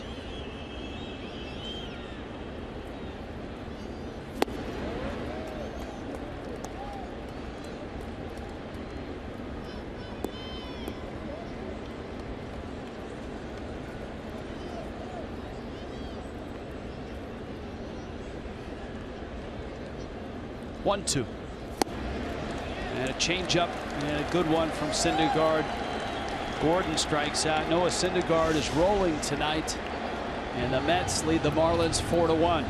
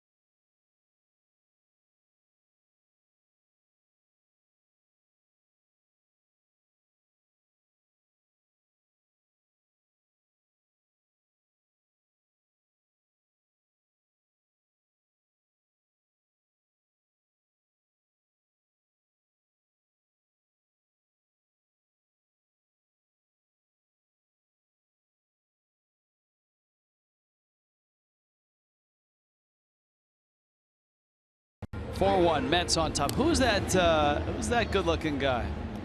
That guy right there. Look at that. He's not tipping his pitches. Let's go to Jessica Blaylock. Hi, Jess.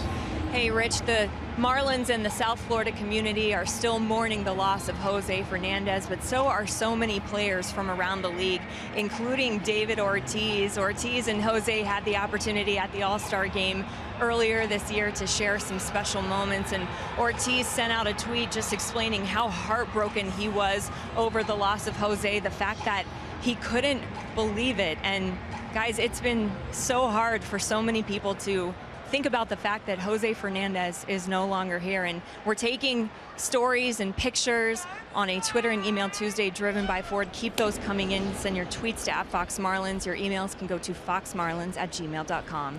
Jess, what are of the tweets and the photos that you've read? What's the tone, and what are some of the highlights and things that you've seen tonight?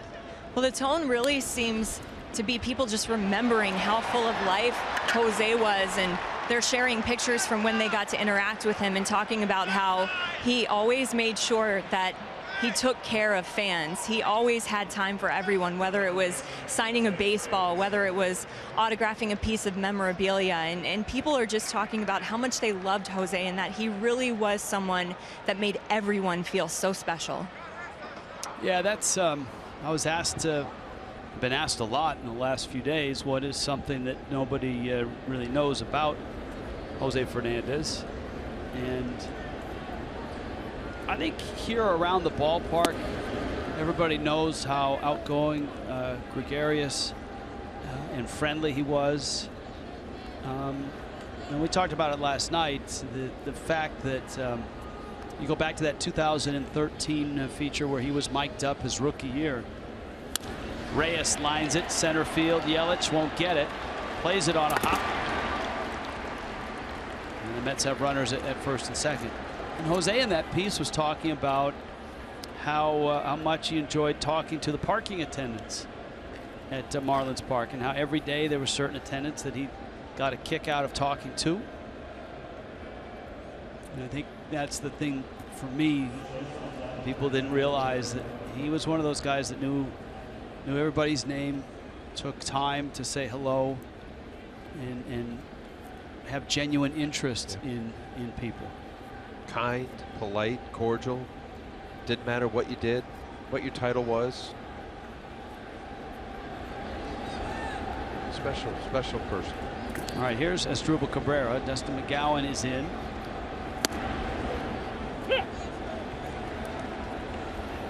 It doesn't matter how many arms you have in the bullpen. The Marlins have a lot. 13. You're still going to need to get more than 3 or 4 innings out of your starters. And 3 2/3 from Kohler, Conley 3, Wei Chen 4.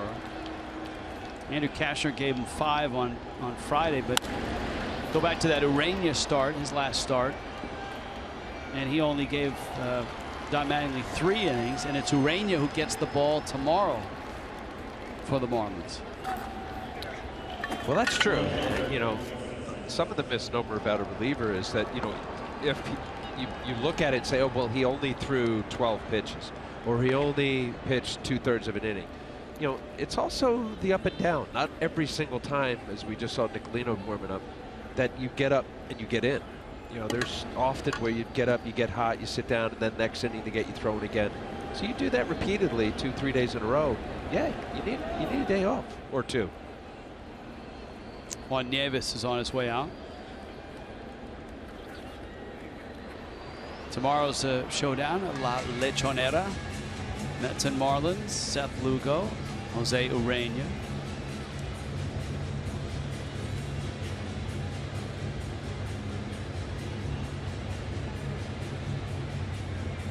(4-1) Mets. All right, Outlier, if you were, say, general manager, Outlier,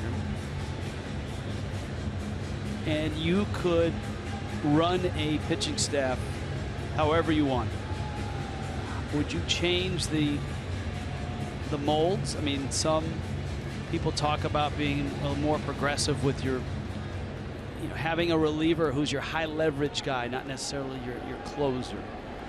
Some talk about the way starters are used. Would you go back in time? Would you try something you've always wanted to try? No, I think contraire. I think where we're going, the relevancy of a stud ace pitcher, or at least starting pitching, has become, in my view, and I'd like to hear your opinion, less relevant. You know, the pull the trigger for managers today, the pressure they feel to matchups and numbers and all of the uber level of statistics. Stanton will square up, get some momentum. That's Syndergaard at second. He's going nowhere.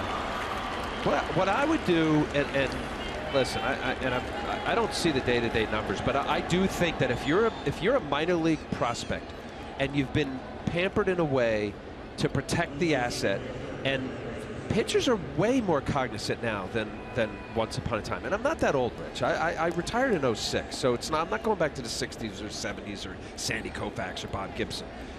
I'm not saying have guys throw repeatedly 120, 130, 140, but that was pretty common. And I think if you have that governor or that barometer on a pitcher where 100 pitches and the bells go off, you know, the usage of relievers now is much more prevalent. And I know big league clubs, they do a lot of call-ups. There's a lot of mixing and matching through the course of 6 months of baseball. I would just like to see starting pitching, and not just one guy, not just the ace or the top 8, 10, 12, 15 pitchers in the game, to have the understanding and the importance of having to go deeper into the game and see these guys fight through that 6th, 7th inning, maybe even 8th inning, because you got to save on these guys in the pen. I mean, it's every single night. You look across baseball, look at a box score tomorrow.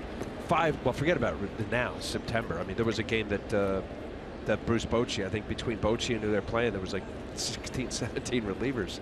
But during the regular season, it's 4 relievers, 5 relievers, 5 relievers, 5. It's just, I don't know if people came to see like the middle setup guy, you know, get a big out in the 6th inning. So I guess to answer your question, I know it's a lot more complicated, and people that are doing day-to-day player development know more than I do, but I would like to see pitchers take pride in wanting to go deeper in games and not see 100 pitches as the bells go off. That's a 4-pitch walk to Granderson. Bags are loaded now, and it's going to bring up Jay Bruce with 2 outs. And I'm also, and I'll button this up, but I'm also coming from an era where you were a reliever because you couldn't start. And I know that's not true anymore. They're drafting first rounders or second rounders. There comes Donnie again, to be major league relievers, and that was unheard of. Justin Nicolino is going to come into this ball game. Kendall Toyota brings you a call to the pen. Lefty matchup coming up.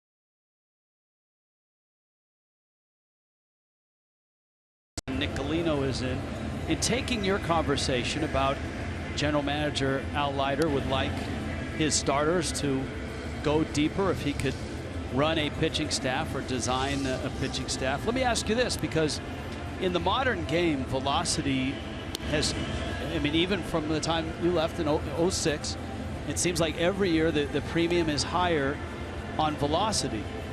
Does that then shorten the ability of a starter to get deeper in games? I believe that's true. Rich, you make a good point. You have more guys that we barely have heard of across baseball.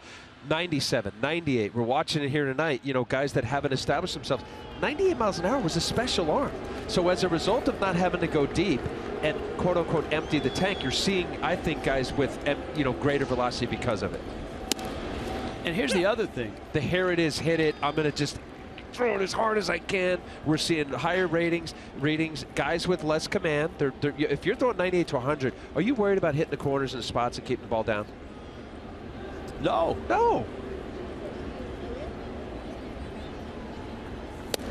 And what also probably adds to that is the arms out of bullpens now are all upper 90s, mid to upper 90 guys in most cases. So sometimes it feels like if you ask a starter, hey, I need 8 or 9 out of you, that guy's not going to be able to go maximum capacity, full throttle for 8 or 9. He's got to dial it down. I hear you, but you know what? Just for somebody who started out as a hard thrower, and then, you know, I played till I was 40, so it wasn't all 90, mid-90s. You learn how to pitch. The feel of watching a guy pitch around certain guys to get certain matchups. Or to pitch backwards early in the game, establish fastball, cutter, second time around, I'm going to throw curveball, expand, you know, that kind of mindset. Use your changeup. And that brings us to Justin Nicolino, who's pitching right now, because Nicolino right now is trying to figure out how to get outs at the major league level with exactly what you've talked about, with command, with learning how to pitch, with not overpowering in the mid to upper 90s. So it comes to this, and whether we were at some, you know, little league field here in South Florida or high school field, command of a fastball. I mean, we could see it. Who's the best pitcher in the game right now? Kyle Hendricks. No, I'm just saying pure on ERA. Right, you look at his over numbers. the last 3 months. Yeah, okay, but he may win the Cy Young. Right. And he doesn't throw a ball over 90. Absolutely. He finds the glove, he changes speeds, and we're doing comparisons, you know, Greg Maddux, you know, this short little snippet of what he's doing this year. Well, I think as well, now that you've got the proliferation of velocity, guys like that are no longer the norm. Guys like Hendricks are becoming a rarity, which may work in their favor, which may make them more effective. Obviously, Maddux is the gold standard of guys, he and Glavine, that didn't have velocity, that were able to win and win really big. Of course, you were in that group for a while as well. All right, I'm glad we got a foul ball. So how, and I know you do more games than I do. How many games have you watched up here where you see a guy come in, you marginally know who he is, he doesn't throw a ball under 95 miles an hour and gets peppered? Gets hit hard. It happens. I get it. I'm not being, you know, that guy to say it's not easy, because I know it's hard. But I see this and I scratch my head. I know it's an amazing game, but you know, somewhere along the line, if you're just looking to crank it as hard as you can, and you're in 2-0, 2-1, 3-1 counts, and it's straight as an arrow right there, yeah, major league hitters are going to barrel it up. All right, so Nicolino's gone 3-2 on Bruce. Bags loaded, no place to put him. Marlins trying to keep it close. Mets are trying to break it open. 3-2 coming. And Bruce on the pitches that Nicolino is able to make here that are good pitches, Bruce is able to put it in play. That too seems to be a shift in the game over the last 8 to 10 years. Our hitters, you know, there are guys that are able to chew up pitch counts, that are able to fight off good pitches. I'm not saying Bruce is one of those guys, but he's doing it here in this at bat.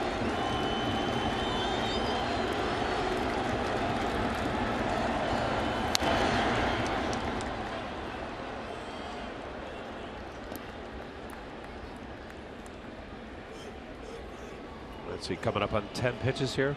Primarily fastball slider from Nicolino. And he's in obviously a pickle here. 2 outs, 3-2. You have nowhere to put him. You're basically showing 2 pitches here.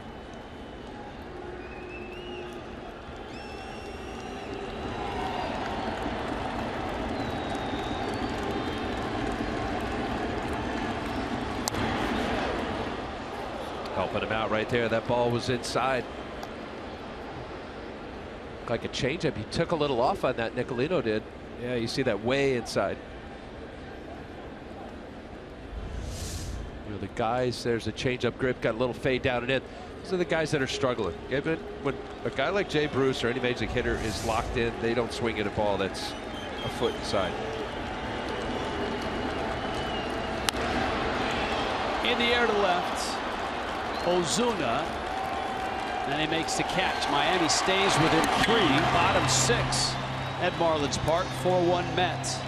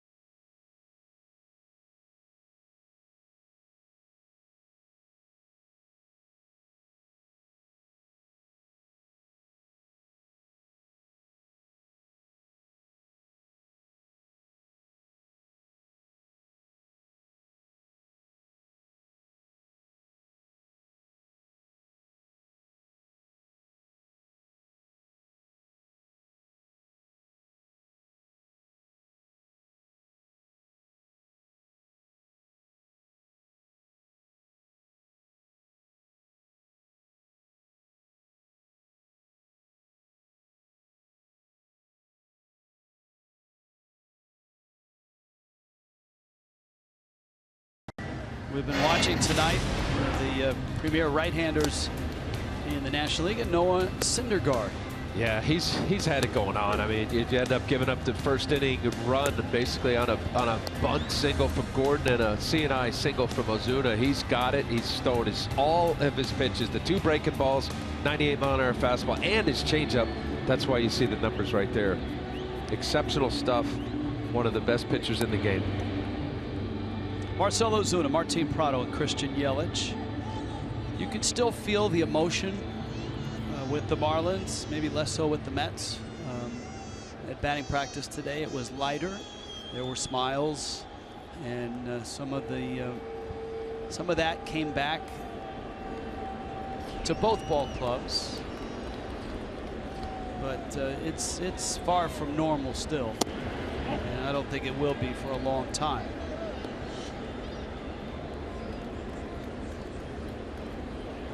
Ozuna's base hit to right knocked in Miami's only run.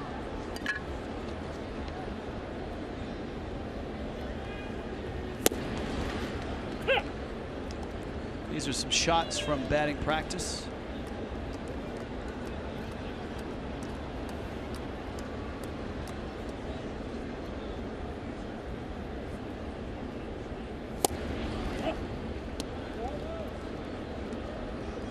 I think last night, if you were with us and watched, if you were at the ballpark and were part of it, we saw things out that we had never seen on a baseball diamond, let alone a major league game. You know, I hope that we never see it again. Right. But it was in some way extraordinary acts of compassion for the Mets to the Marlins. Here's a 2-2. Ozuna, center field. That's got some carry. Granderson back, still back, and at the wall he arrives with the ball, and he hauls it in.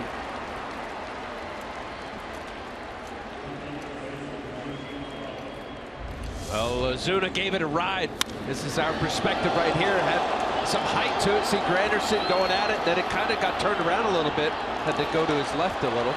Kept going and going. Just not enough real estate for Ozuna and the Marlins. Straightaway center, the farthest part of this ballpark.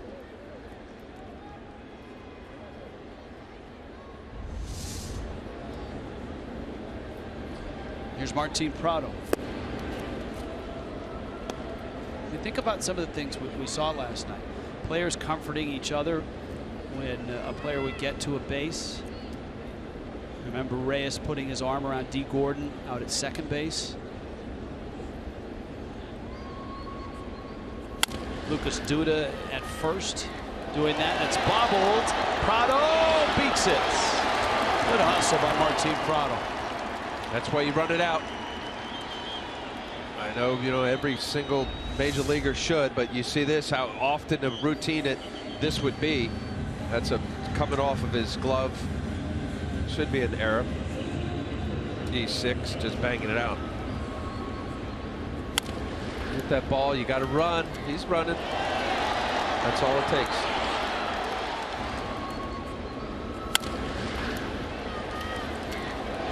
At a time, 99 out of 100. Shortstop a two-hopper to him. He gets him out. Run him out.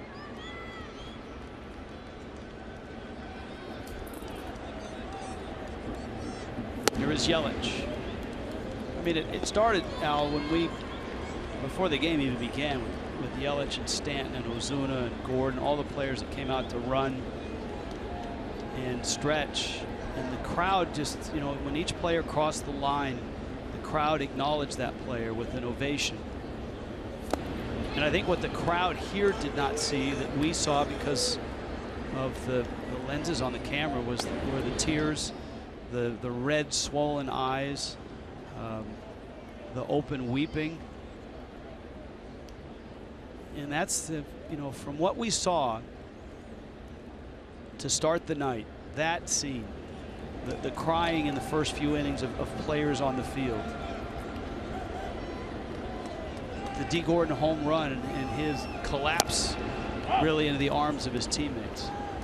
To where the night ended with no television cameras on, with the entire Marlins team hours after everyone had left out on the mound of this empty ballpark, raising their bottles to the sky with the roof open.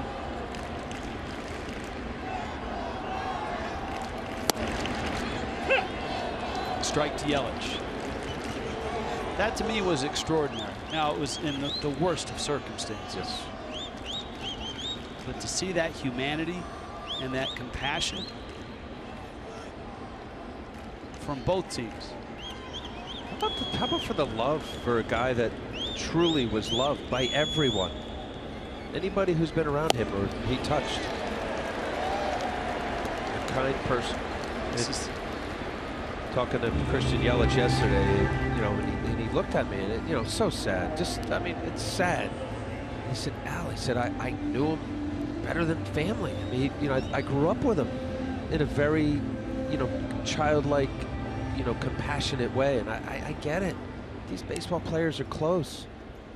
And the way Jose lived in his life and how he was bigger than life. The spirit of that clubhouse and heart. Personality. Talked to Jeff Francoeur today, and Francoeur said that he couldn't believe how well, he could believe, but he was just amazed at how classy the Mets were and the way they handled it, and in particular Bartolo Colon, the starting pitcher. Stanton takes a fastball for a strike. It's 0-2. And Francoeur, like I noticed how Colon, as soon as D. Gordon hit the home run, stayed off of the mound until everything finished, until Gordon had collapsed into the arms of his teammates, walked down to the end of the dugout and then gone into the clubhouse. Colon very patiently, knowingly stood at the back of the mound. Fastball up and in to Stanton. As well, when Colon came out of the game, he clapped the back of his glove, which is kind of the sign of respect, the sign of understanding.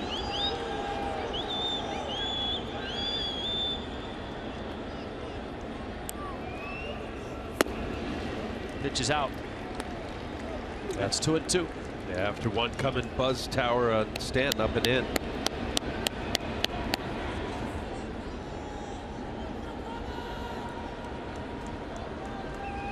Rivera trying to get Syndergaard to finish this inning. Fastball struck him out. Stanton goes down. Noah Syndergaard is nasty tonight. It's 4-1 Mets.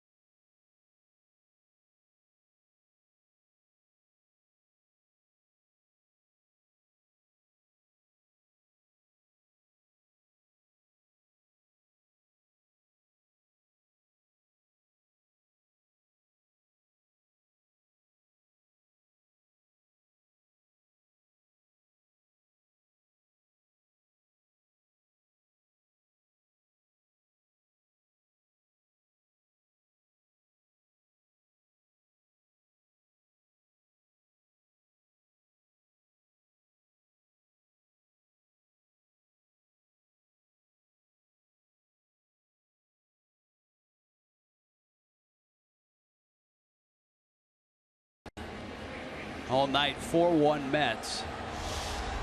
And this was between innings. Syndergaard, Terry Collins coming over. You can see Syndergaard saying, hey, I'm fine, I'm good. Collins did not stay there long. Yeah, that's it right there. End of the night. Dominating performance. 5 hits, 1 run, no walks, 8 Ks. What did he run up to? How many? 93 pitches? Your wild card standings, as a reminder, Mets have that #1 wild card. With that comes home field advantage for that 1-game postseason series. Yes, it is considered a series. The Giants with the Cardinals right behind the Giants. Giants are in that #2 spot. Giants play tonight at home against Colorado.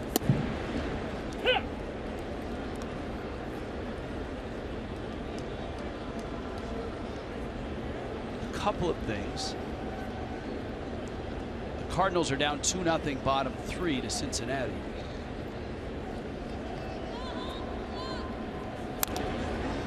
And Washington has a hit.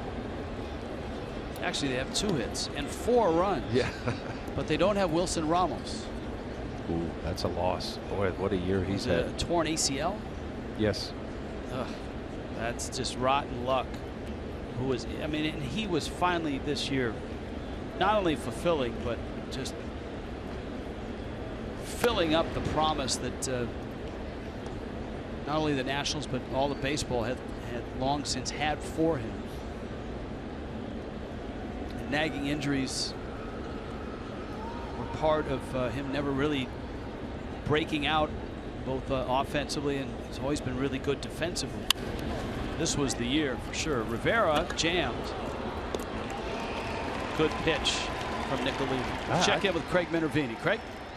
Rich, thank you very much. Umpire John Hirschbeck had the plate last night, and before the game he met privately with Don Mattingly. Those two have a connection dating back to 1982 when they were in the International League. And Hirschbeck, a very emotional night for him personally last night, not only because he really liked Jose Fernandez, but he also lost 2 of his sons. Tragically, they had disease. In fact, Mattingly appeared at a benefit in 1992 for this genetic disease, raised some money for Hirschbeck's kids. One son died in '93, another died, that was at age 7, at the age of 27, only a couple of years ago. And Hirschbeck said he couldn't just help but think of the tragedy that he had his family when umping the plate last night. He really liked Jose. I met with him before the game, and he said, I loved him for a few reasons. Number 1, he loved the game. He enjoyed it the right way. Number 2, he worked real quickly and threw some great strikes. Hirschbeck had the plate for Fernandez when the Marlins played the Cubs back in June here, and always enjoyed watching Jose and that energy.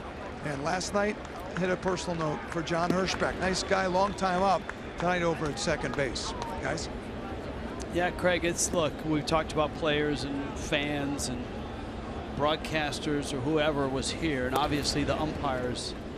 That was not an easy night last night for them as well.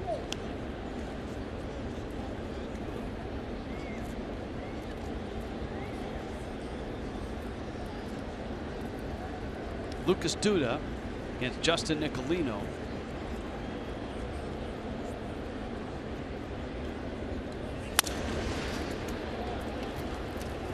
That would be former second baseman Martin Prado moonlighting on that shift.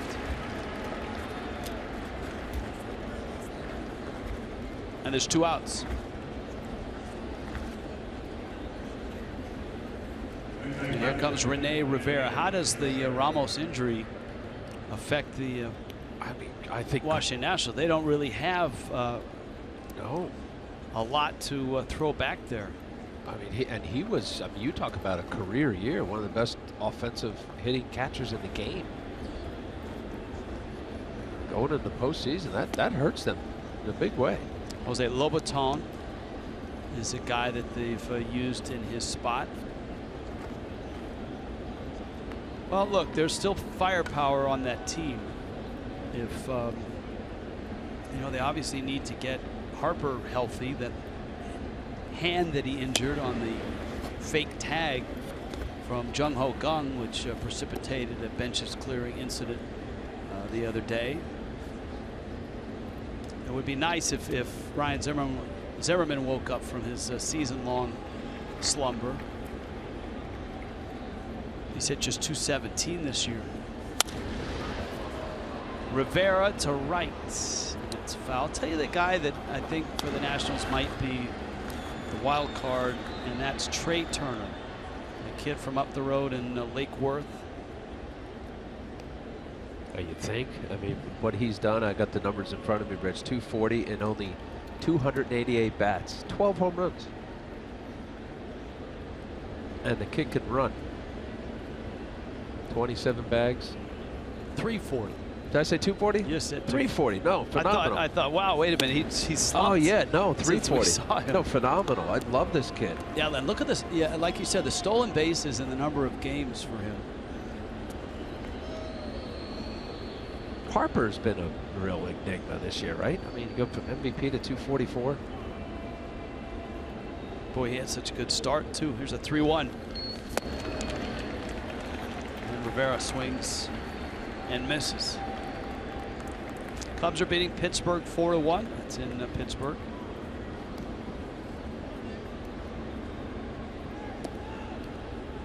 I believe Pittsburgh finishes the year in St. Louis against the Cardinals.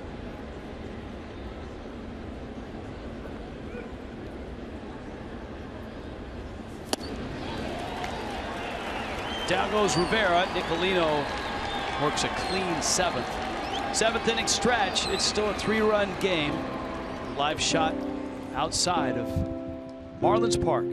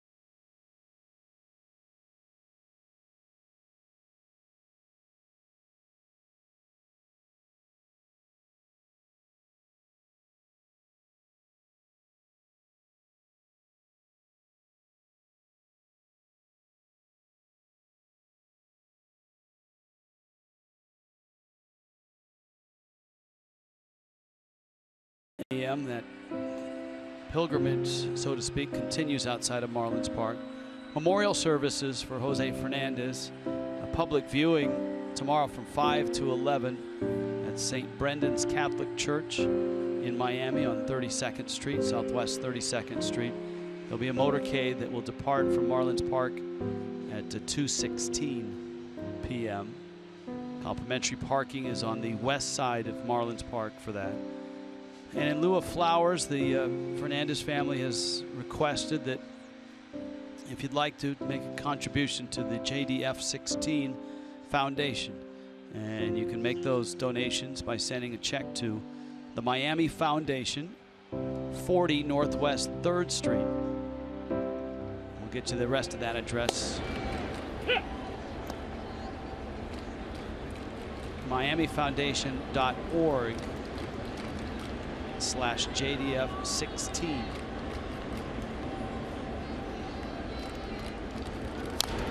That one fouled at the plate. Here's that address again.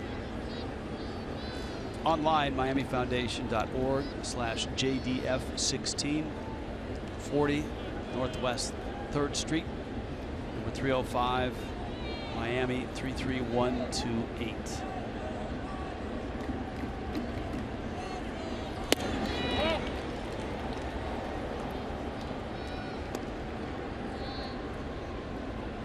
So Mets bullpen has arrived on the scene. And Fernando Salas in for the Mets. Justin Bour at the plate. He goes after a high fastball and strikes out.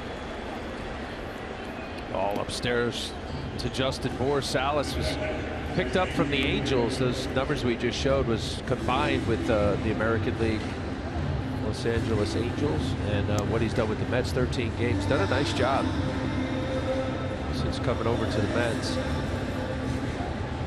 few years ago, if you remember, in 2011, I think that was the year they won the Cardinals. It was 24 saves.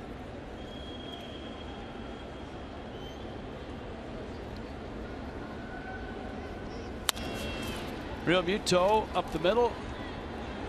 Rivera, and that's close. Muto is out. 2 outs here in the 7th. Brings up Adani at Echeverria.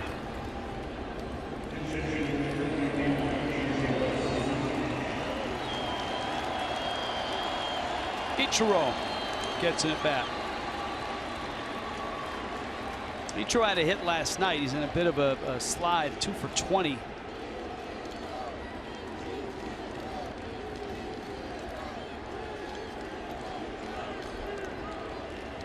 Ichiro hits here with 2 outs in the 7th.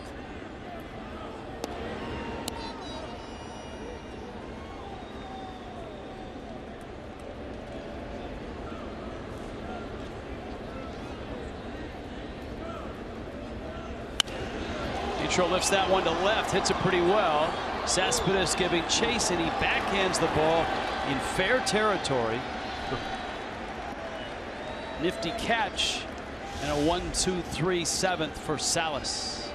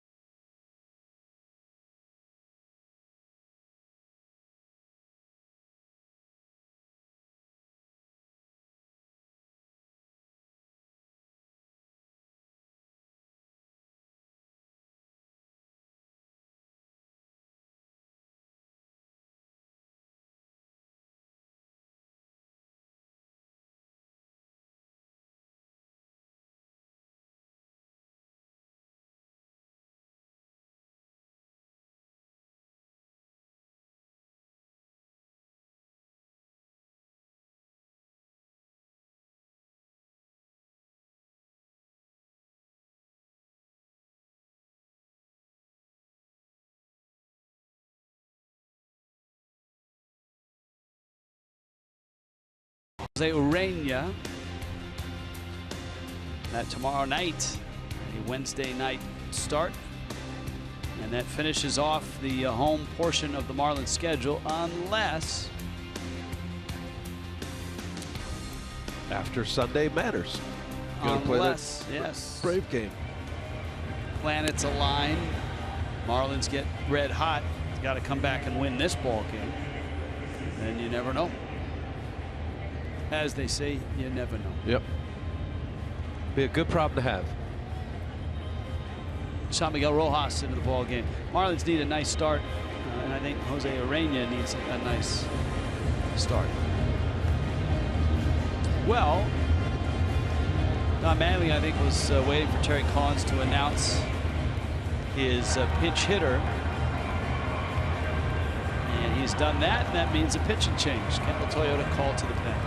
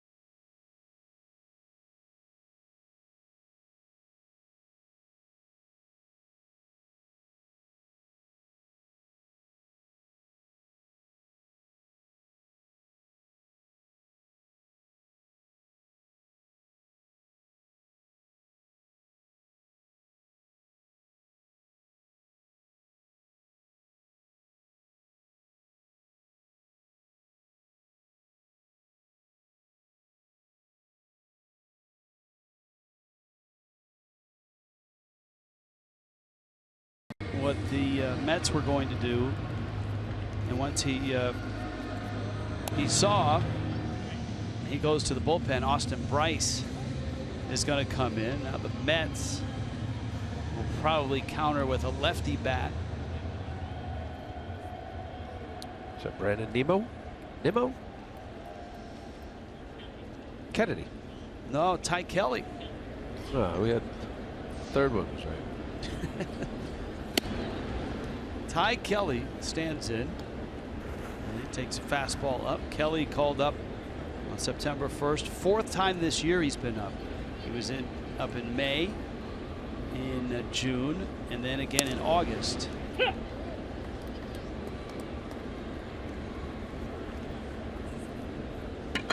Kelly, a guy that took him a while to get to the big leagues, a lot of perseverance.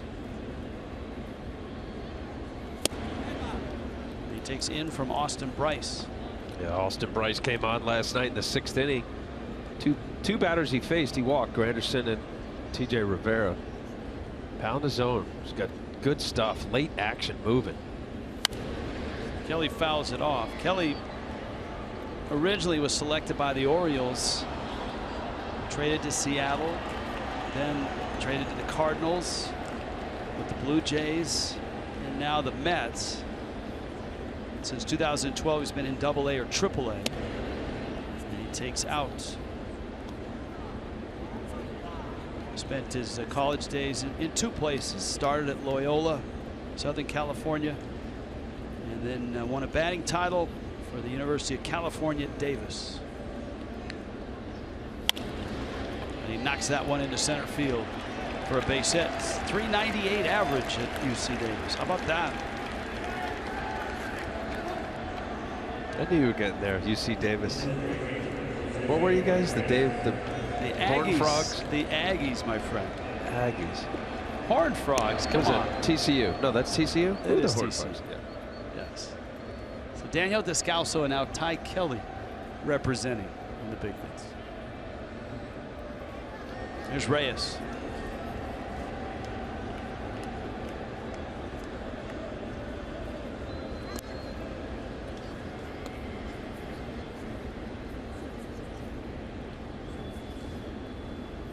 Reyes a 1 for 4 tonight. He had a base hit last night.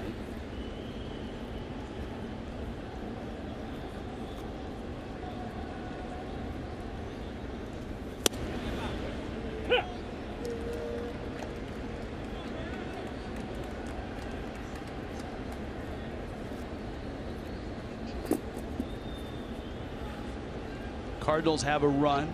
Reds still lead them though. 2-1 bottom 4.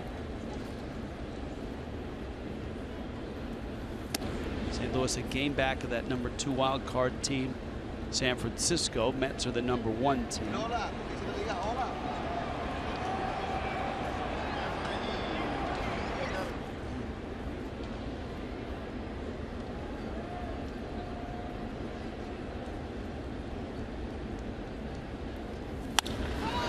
Reyes in the gap, and he can run.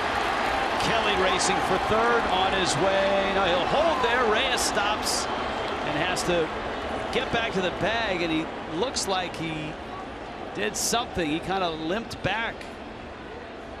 Kelly was held by third base coach Tim Tuffle, and Reyes, I think, just assumed it was going to be 3 bases. Yeah, he did have that turn around. I don't even know if he was looking at third base coach Tim Tuffle. There's that little slip right there. Has had many seasons where he's had leg troubles, hamstring. Oh, if he held his left hamstring. You see right here, that's a gapper for quick left-handed hitters like Reyes, who's hit so many triples. He's thinking 3. Picked up, yes, he did pick up Tuffle there. And I guess he's all right.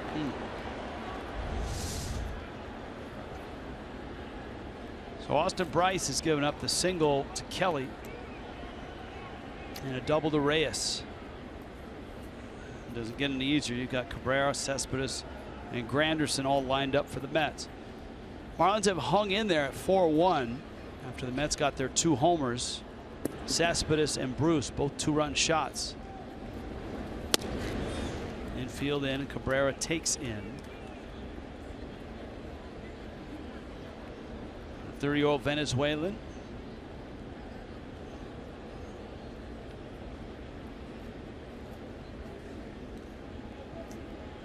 Longtime Cleveland Indian. Part of 14 with the Nationals, last year with the Rays.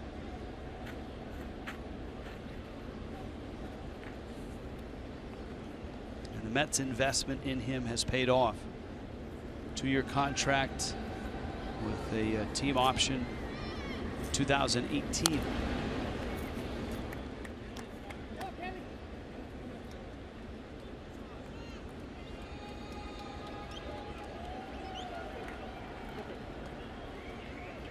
He really has helped solidify shortstop.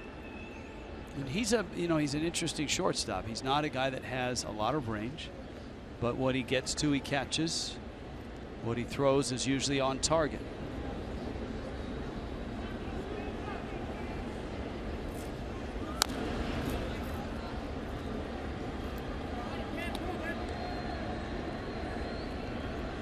If the Mets could just keep him from fouling pitches off his knee, keep him healthy.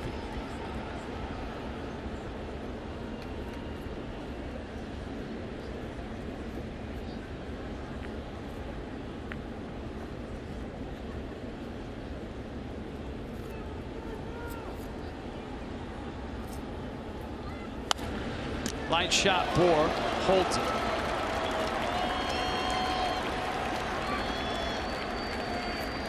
So a hard out for Austin Bryce.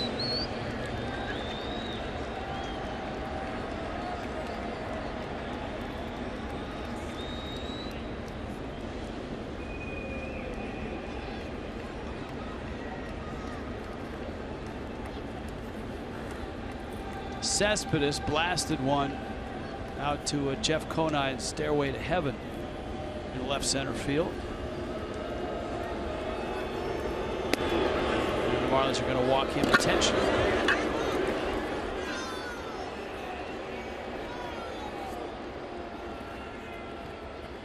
And that means a Granderson at bat with the bags loaded. Like Dunn warming up. You know, that'll be the matchup there. There's Dunn getting ready. The lefty on lefty. Preserve every run here late in the game.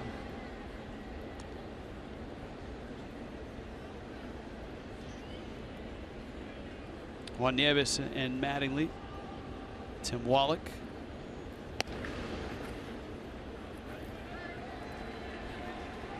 Thought it, you know, talking about symbolism last night. Giancarlo Stanton and the team was circled around the mound to finish the night, asked Don Mattingly for the final prayer, and Mattingly offered it up. And then Mattingly leaned down and kissed the mound. He said that was his way of saying goodbye to Jose. That was Jose's spot. Kendall Toyota called to the pen and a pitching change.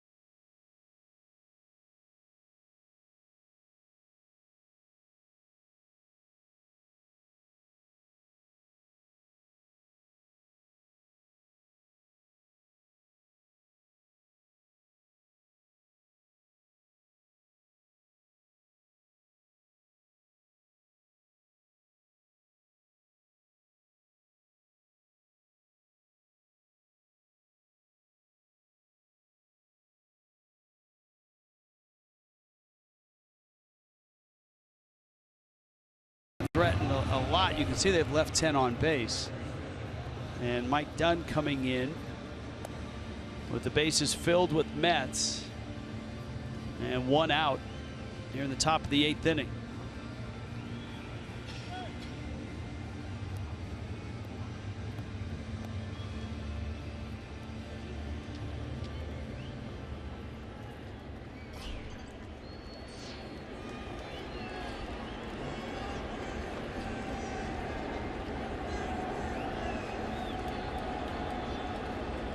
Granderson now, and Dunn gets a strike.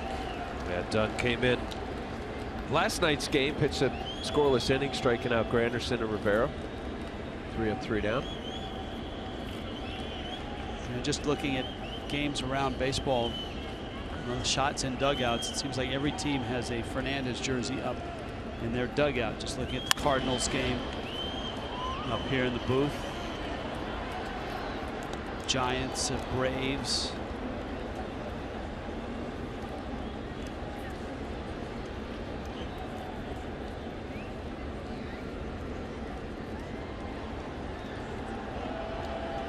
Dunn's out in front, 0-2.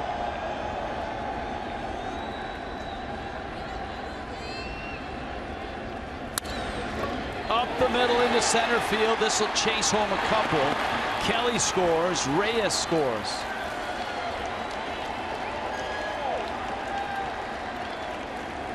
And Granderson delivers, knocks home 2. And the Mets crack it open to 6-1.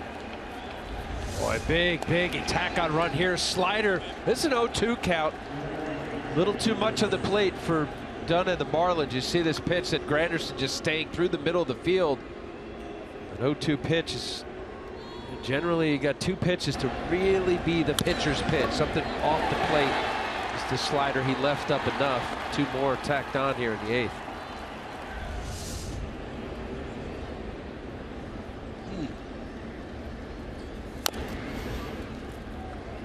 Cardinals in that ball game have come back and taken a 5-2 lead. Aledmys Diaz just hit a grand slam, and that has to be a big moment for that young man. Remember, he and Jose Fernandez grew up on the same street in Santa Clara. Wow. But they said he was leaving the team or something. I thought I read. That one knocked into right. Stanton has it on a hot late start at second, and holding third is Cespedes. I'm not sure what Cespedes was watching, but he did not get a great start from second. Well, I don't know if his angle with 1 out, maybe he just thought that Stanton had a shot. See that pause right there, just his angle thought that maybe Stanton could have come up with that. Not even close. Timmy Tuffle, third base coach for the Mets, holding them up. So Jay Bruce is singled, and now you've got Rivera, who was 2 for 4. Yeah, we've seen over the last few days that photo of Jose and Diaz when they were youth league players. A Juan Lagares sighting, and he's at first base.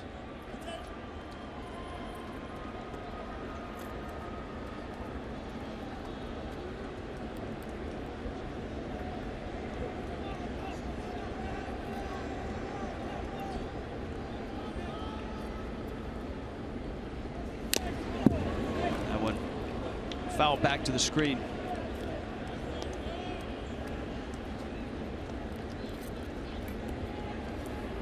Last night it was D. Gordon who had that magical home run. Tonight, Jose's childhood friend Aledmys Diaz, grand slam.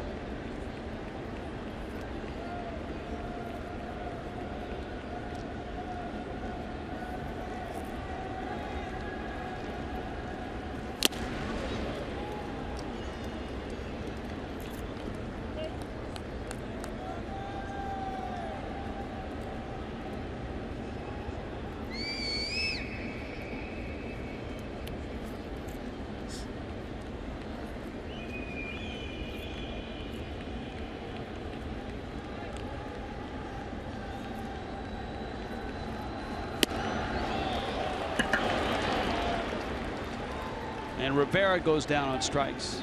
Just he tacked him there, a huge strikeout. I know those tack on runs, and the Marlins having a tough time tonight scoring, but here Dunn is just these previous couple pitches before that. Rivera swung at one that was upstairs. That's way out of the zone.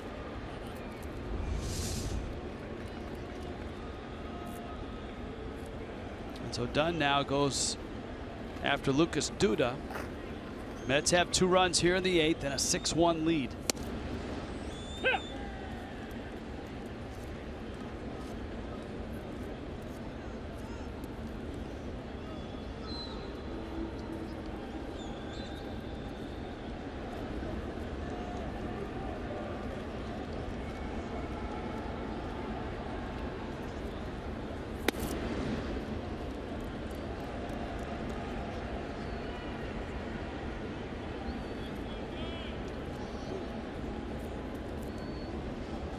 Gary Sanchez hit his 20th for the Yankees against the Red Sox. David Price. The 6'4" Yankees top 8 right now.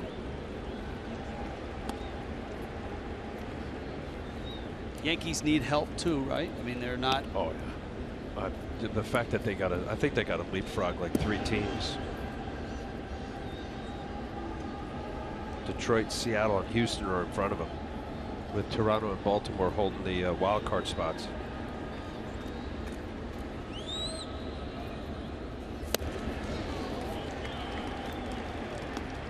2-2.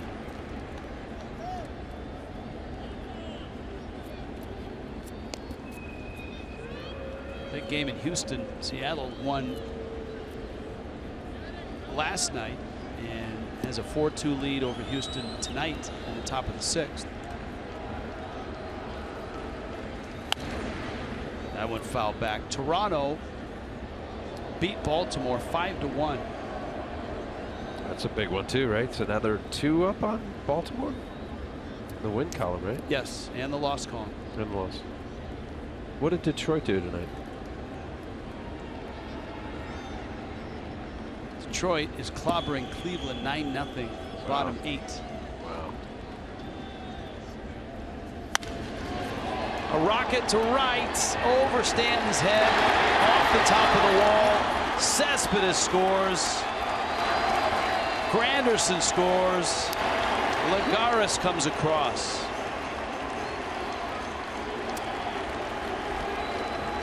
Watching him last night and watching him tonight, it appears that Lucas Duda is back.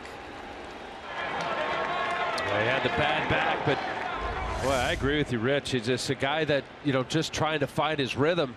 The pitch again, mistake. You see Real Muto wanting to set up outside or want that fastball away. Thought the previous pitch was the slider that was running away from a good left-handed fastball hitter. You put a mistake out over, I don't care, lefty, righty. It's going to get hit hard.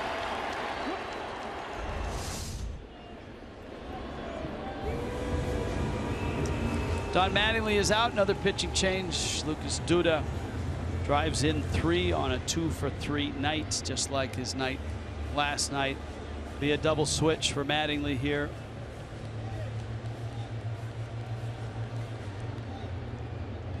Kendall Toyota getting their money's worth tonight.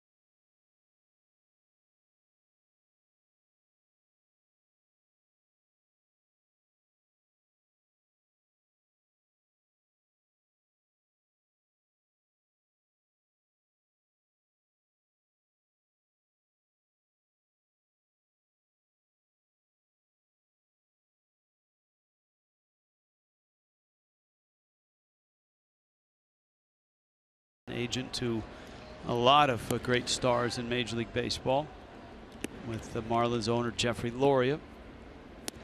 On a night here at Marlins Park, where you had a fear that this might happen after the emotions of last night. The Mets have a big inning here, 5 runs in this inning, and they've stretched their lead to 9-1. Yeah, with Kohler, see Perez at shortstop now in the double switch. With Kohler, not going deep into the game, and then it's just a matter of all the mixing and matching that Don Mattingly and Juan Nieves comes up with. And you're right, 5 spot here in the 8th inning really blew this game open. Odrisamer Despaigne, Cuban right-hander. He misses down low. Rene Rivera, Mets catcher, is the hitter. Rivera's 1 for 4.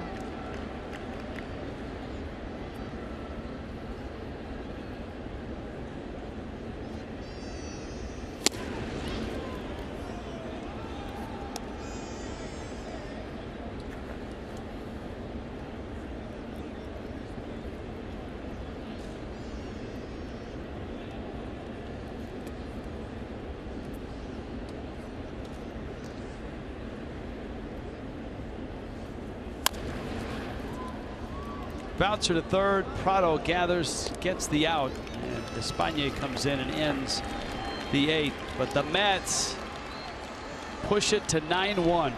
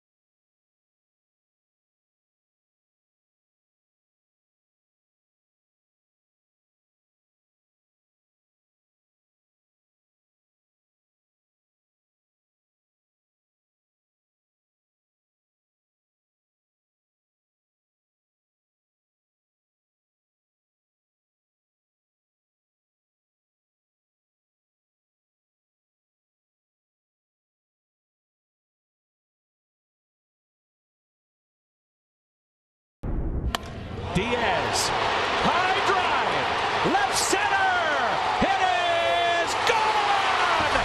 Adios, pelota!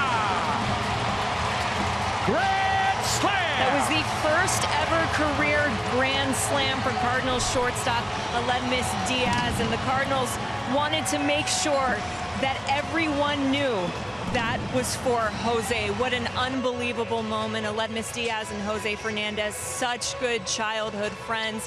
When Diaz found out earlier this week about the passing of his good friend Jose Fernandez, he was absolutely devastated. He decided not to play until tonight, and guys, what does he do? He goes out and he hits his first ever career grand slam. That was for you, Jose Fernandez. Yeah, and you know, Al and I, we've been watching that game up here in the booth through the just sideways here, and when he hit that home run, they have a Fernandez jersey in the dugout. He immediately went there, and then overcome with emotion, he went down into the runway.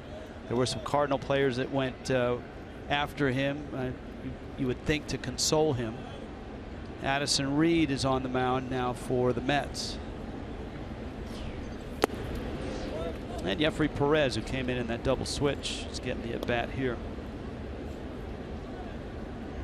Let's check in with Craig Minervini. Craig? Rich, I was reading a story today. Aledmys actually left the Cardinals and came down here to South Florida to spend time with the Fernandez family. They grew up on the same block, and it was a very personal story, and the Cardinals gave the okay. And so, wow, so he came here and carried some of that emotion. It's crazy what's gone on this week with some heroics we've seen on the field. Yeah.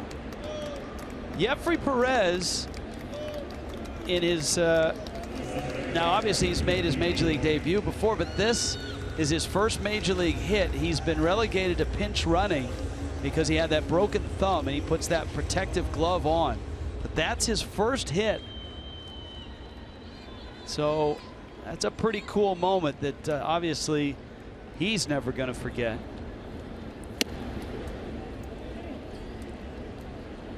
That's his second major league at bat. The authenticator.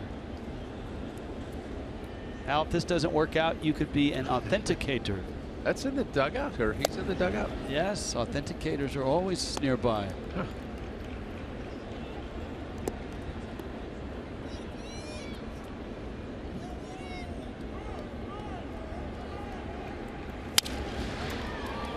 Gordon's grounder up the middle. Cabrera shoots it on over to first, and the Mets get a double play.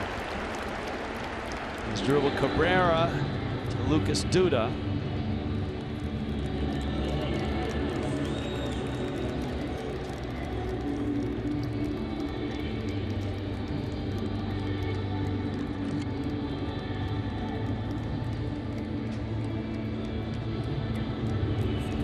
All the high fives. First big league hit. You said it. Of course, you never forget that one.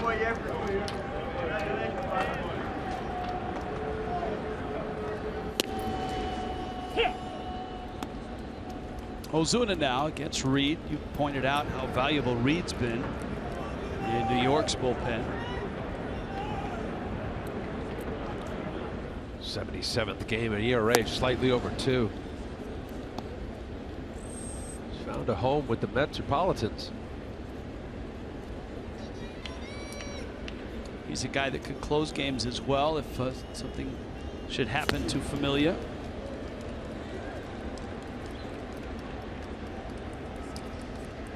Tell you, that pitch right there, that slider wave really has been Reed's pitch. Throws way across his body, foot and a half toward the third base dugout or third baseman. Ozuna to right. That's Granderson out there, and he makes the catch. Addison Reed, a brief appearance in the 8th.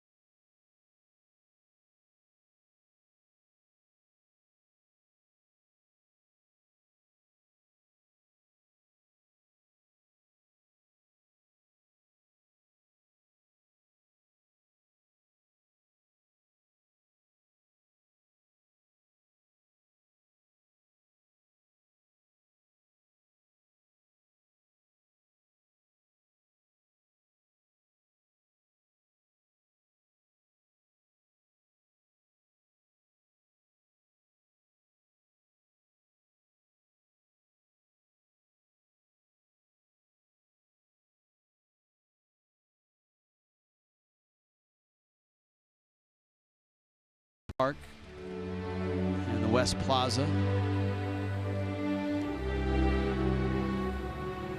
Tomorrow, public viewing for Jose Fernandez memorial service, St. Brendan's Catholic Church on Southwest 32nd Street in Miami. Motorcade will depart from Marlins Park at 2:16 p.m.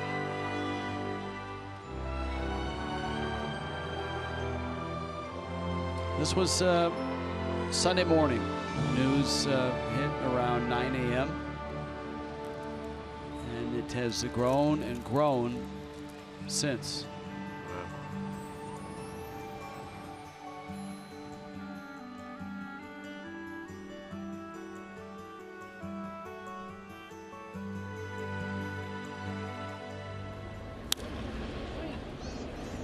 Despagne continues for Miami. De Aza will hit for New York in a 9-1 Mets lead. Marlins, that emotional night last night, just unbelievably hard and draining. And here tonight, the Mets with a 9-1 lead. Xavier Scruggs is at first, Derek Dietrich's at third. Destin Hood is out in right field. Of course, one more game in the series tomorrow night. De Aza, a busted bat into right field, and that's a hit. Hood picks it up. Marlins need Jose Urena to snap back to where he was 3 starts ago. And you've got Seth Lugo, who's been such a nice supplement to a banged up Mets rotation. Lugo 4-2 at 2.61 ERA. Great curveball. He's done a heck of a job since getting called up. Get some length from Urania, right? After these last few starts and not getting through 5. Kohler 2 outs in the 4th. Conley had a 3-inning stint, 8 relievers last night. Now 7 tonight, automatically used.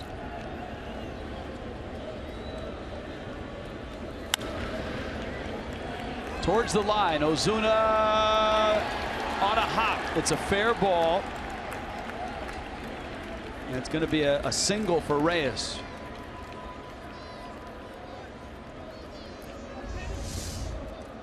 A little short hop right here. Ozuna just couldn't get to it. Went a long way. Off the end of the bat, you got a broken bat single and Diaz throwing it out to right field. Now here, Reyes thinking about 2. 17 hits on the night for the Marlins, or for the Mets. And there's 4 hits. 4 of those hits have come from the number 9 spot in the order. 2 of those were Syndergaard.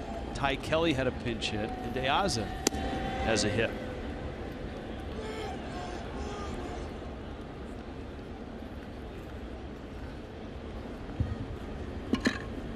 It's Drupal Cabrera.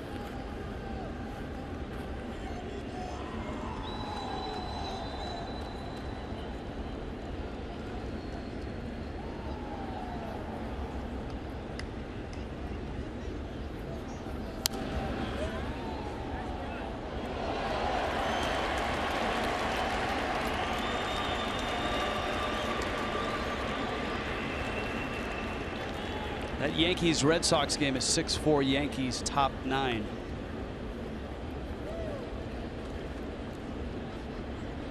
In New York.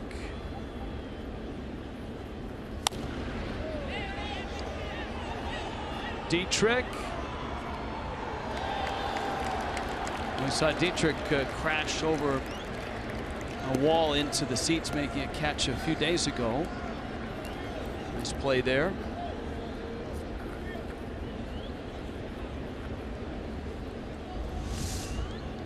Just didn't quite get to the wall.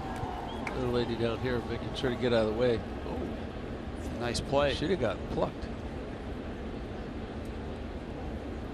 Nice catch.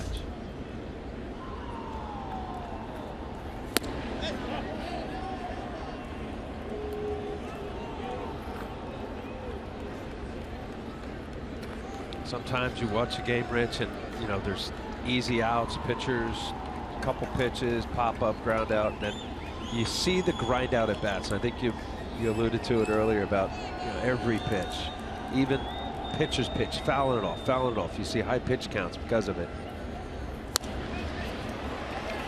Liner to right, Hood on a hop, runner holds, and a really nice strong throw by Destin Hood.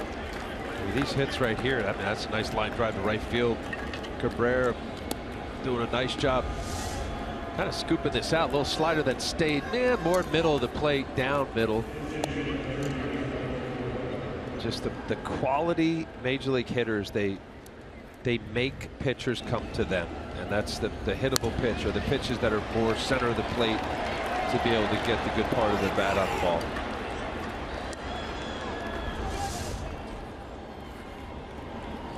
To hear that often, where guys at the end of the game, God, I threw away that bat. What was I thinking? You weren't. And I don't know whether it's just because of being retired and doing. What happened? Did we get hit? Oh, some gentleman is all right, and I think he gets the ball, and he's up and.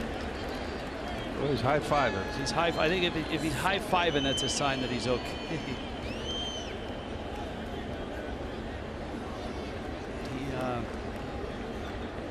He sold out for that ball. All right, Al, you want to analyze this. Well, no, go ahead, because you were into it. You saw it.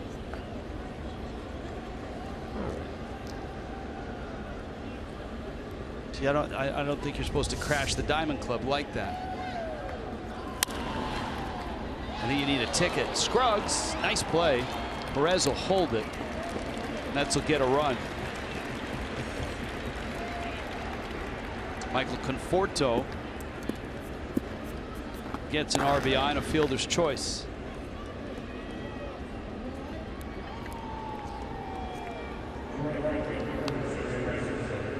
Here comes Granderson. Max Scherzer struck out 10 tonight. Anthony Rendon hit a homer.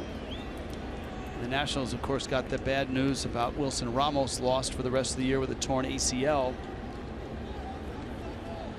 But the Nats win. Dodgers set their rotation for the National League Division Series, which looks like it will be against Washington, right? Clayton Kershaw, game 1. Rich Hill and Kenta Maeda start the first 3 games against Washington. So lefty, lefty, righty. You get a little Bryce Harper, right? That Gary Sanchez home run tonight in his 51st game equaled an 86-year-old major league record.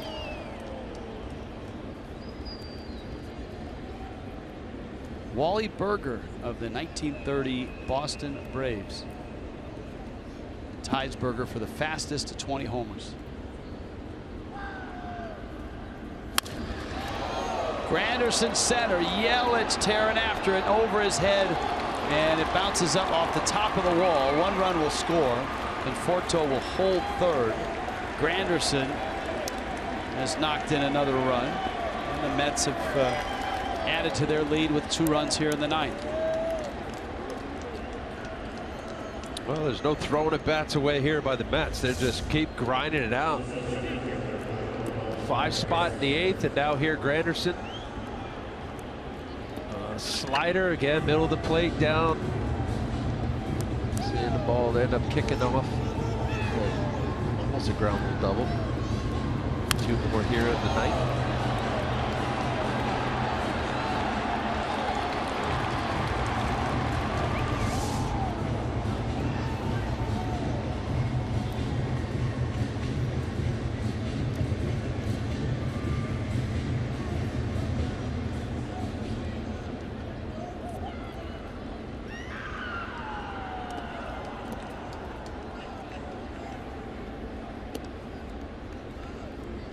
Here is Lagares.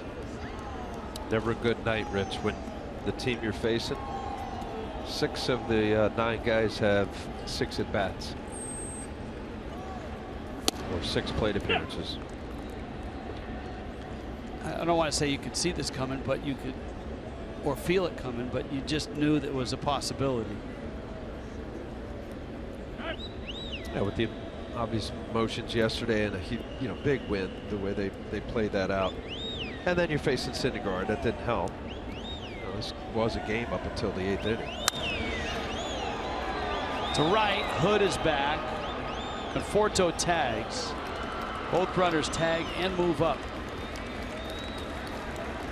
And the Mets have a dozen. Sacrifice fly by Lagares. Here comes T.J. Rivera.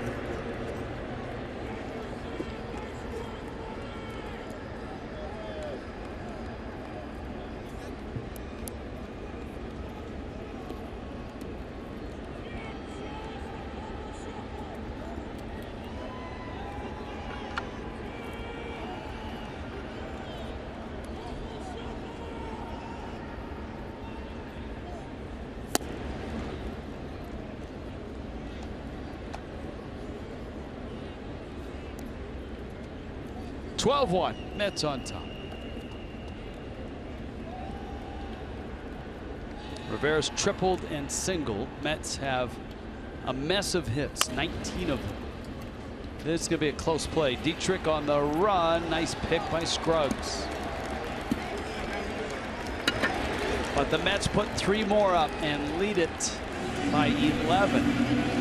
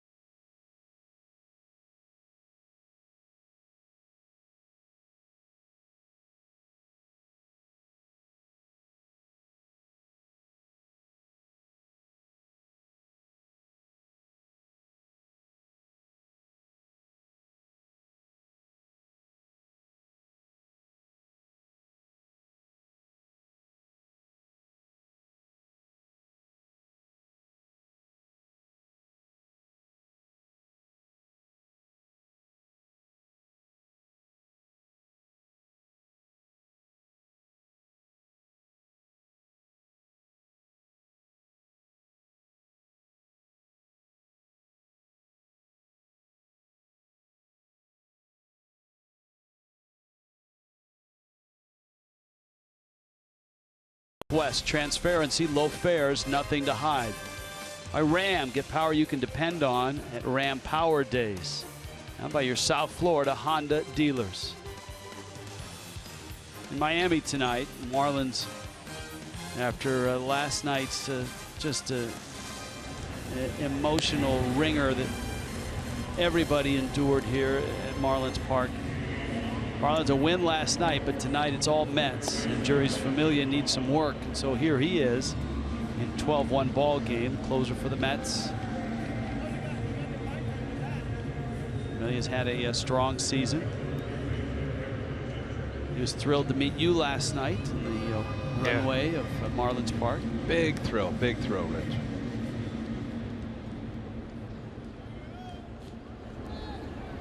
Come on, that's he is bigger than I thought. He is. He is. God, these guys. That's the other thing when they get on. Everybody throwing 95 to 100. They're all like 6'5", 6'6". Derek Dietrich's up.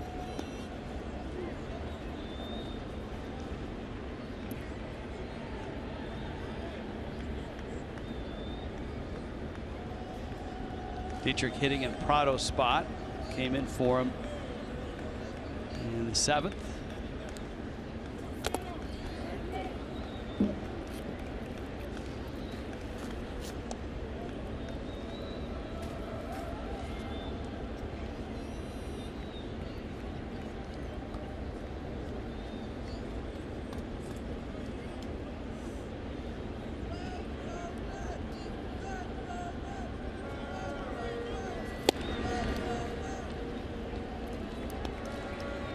That Reds-Cardinal game is still in the top of the 6th. Scott Schebler just homered for Cincinnati. Joey Votto also is homered. And the Reds are within 3 of the Cardinals. It's 8-5. That's an Adam Wainwright start. But he's wobbling in that 6th inning.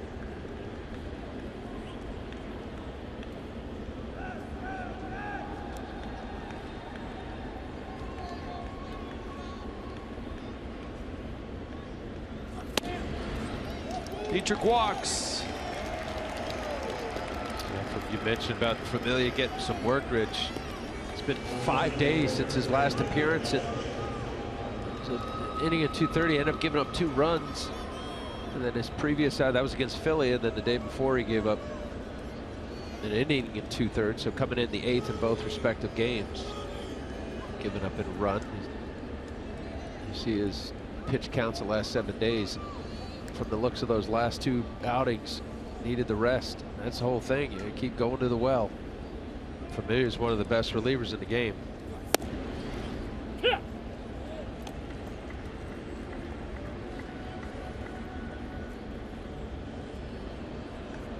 the balance for every major league pitcher or manager and pitching coach to figure out, you know, how much is too much. The rest, if they're rusty, keep them pitching.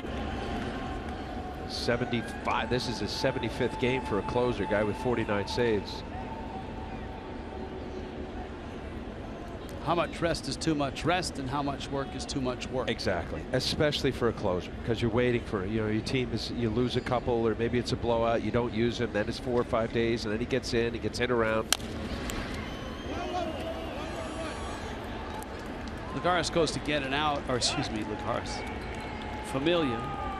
Lagares watching from center field, actually. He'd like to get an out too. And here is Destin Hood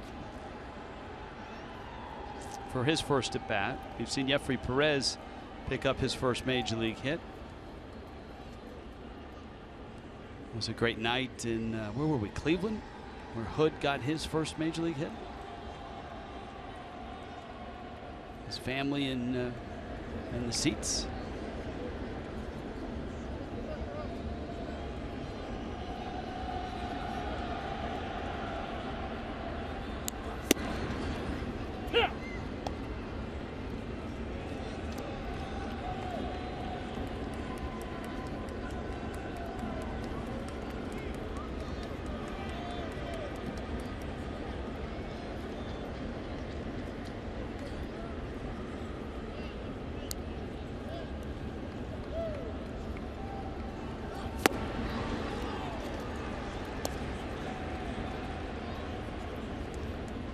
Of course, that Giants game out in San Francisco with the Rockies and the Giants, that is underway now, and it's scoreless in the bottom of the first.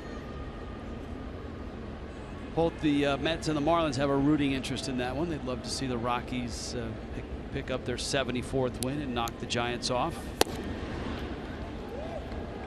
I told you the Cardinals had a big lead. It's still an 8-5 lead, but the Reds have scored with a couple of home runs against Adam Wainwright. Pittsburgh's in some trouble. Down to their last out and down 6-1 at home against the Cubs.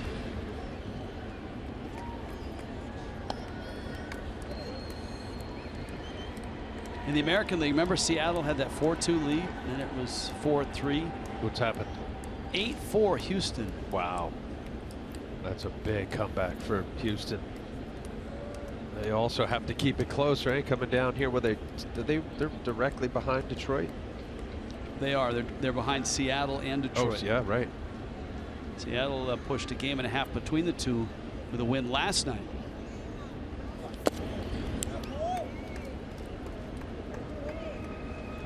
Well, the 2 wild cards is working as far as I'm concerned. They're at a disadvantage of having to play the division series as opposed to just what it once was, which I think is fair, right? You don't win the division, you're still in, but you gotta work it. You got to get in, and the teams that do win a division will face a club that probably burned their ace.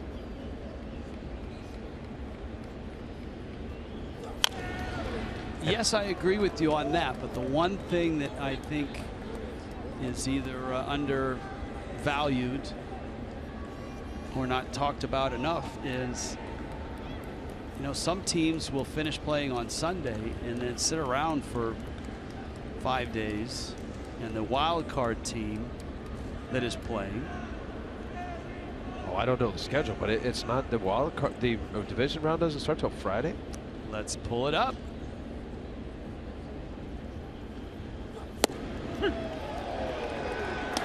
Hood goes down. You had to make some sort of disadvantage for not winning the division, and by having the additional wild card, it makes sense. Also, if you remember down the stretch when teams didn't care because it didn't matter if you won the division, they were setting up their rotation really early. Now you look at the American League, they're going to want to be the #1 seed, to not have to play. American League starts on Thursday. National League starts on Friday. For division series. Yes. Wow. Okay. So they've added the time for possible tie-breaking, right? 163rd game. So the playoff. When the wild card is Tuesday, Wednesday? Yes. Okay. Wednesday is the National League wild card. American League wild card is on Tuesday. So the ALDSs start on Thursday, and the NLDSs start on Friday. And that's the, baseball is such a game of routine. Sometimes that wild card team, if they've got just a little bit more pitching than whoever they throw out for that wild card game, have the advantage of having played an elimination game on that Tuesday or Wednesday, and then turn around and open up a series and maybe a little bit sharper. And a lot of times those are hungrier teams, I think, in the last week of the regular season, like this week. And we saw with the Giants, right? Then they ultimately and the Kansas City Royals. Sure. And it's not only playing in that wild card and not having those off days, it's playing meaningful games all the way till Sunday a lot of times. I don't care. I would still rather face a team that burned their ace in a wild card game, and then I'm facing that club, than another division winner who, albeit, is rested maybe too much. But listen, you play for how many teams are banged up, could use the extra couple days? I'm with you. If it extends too long, now your hitters are getting rusty. Trust me, every one of your pitchers are good with it. You do a couple sides, maybe a simulated game. They need the rest.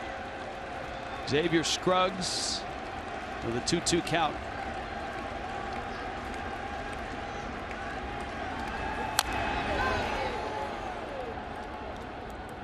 So you're telling me it's the Hitters Guild that has an issue? Probably. I think you're making a definite legitimate point for hitters to possibly be rusty of waiting too long. It's just like, a club that wins, 4 and out, waiting for the next round, whether the league champion series or after the division series. I know that the Tigers had an issue with that I think in their ALCS. They waited around a good full week a few years ago. Leland was the manager. That was before they faced the Giants, I believe, in the World Series. That will be it for tonight. Juris Familia ends it, and Miami falls to New York by a score of 12-1.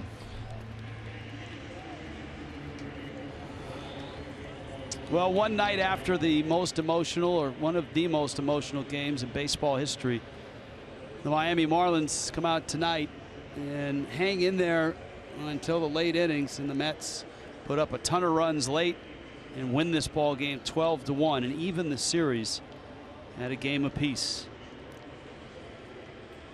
12 runs, 19 hits for the Mets, a run on 6 hits for the Marlins. 12-1 the final. Marlins Live postgame is next.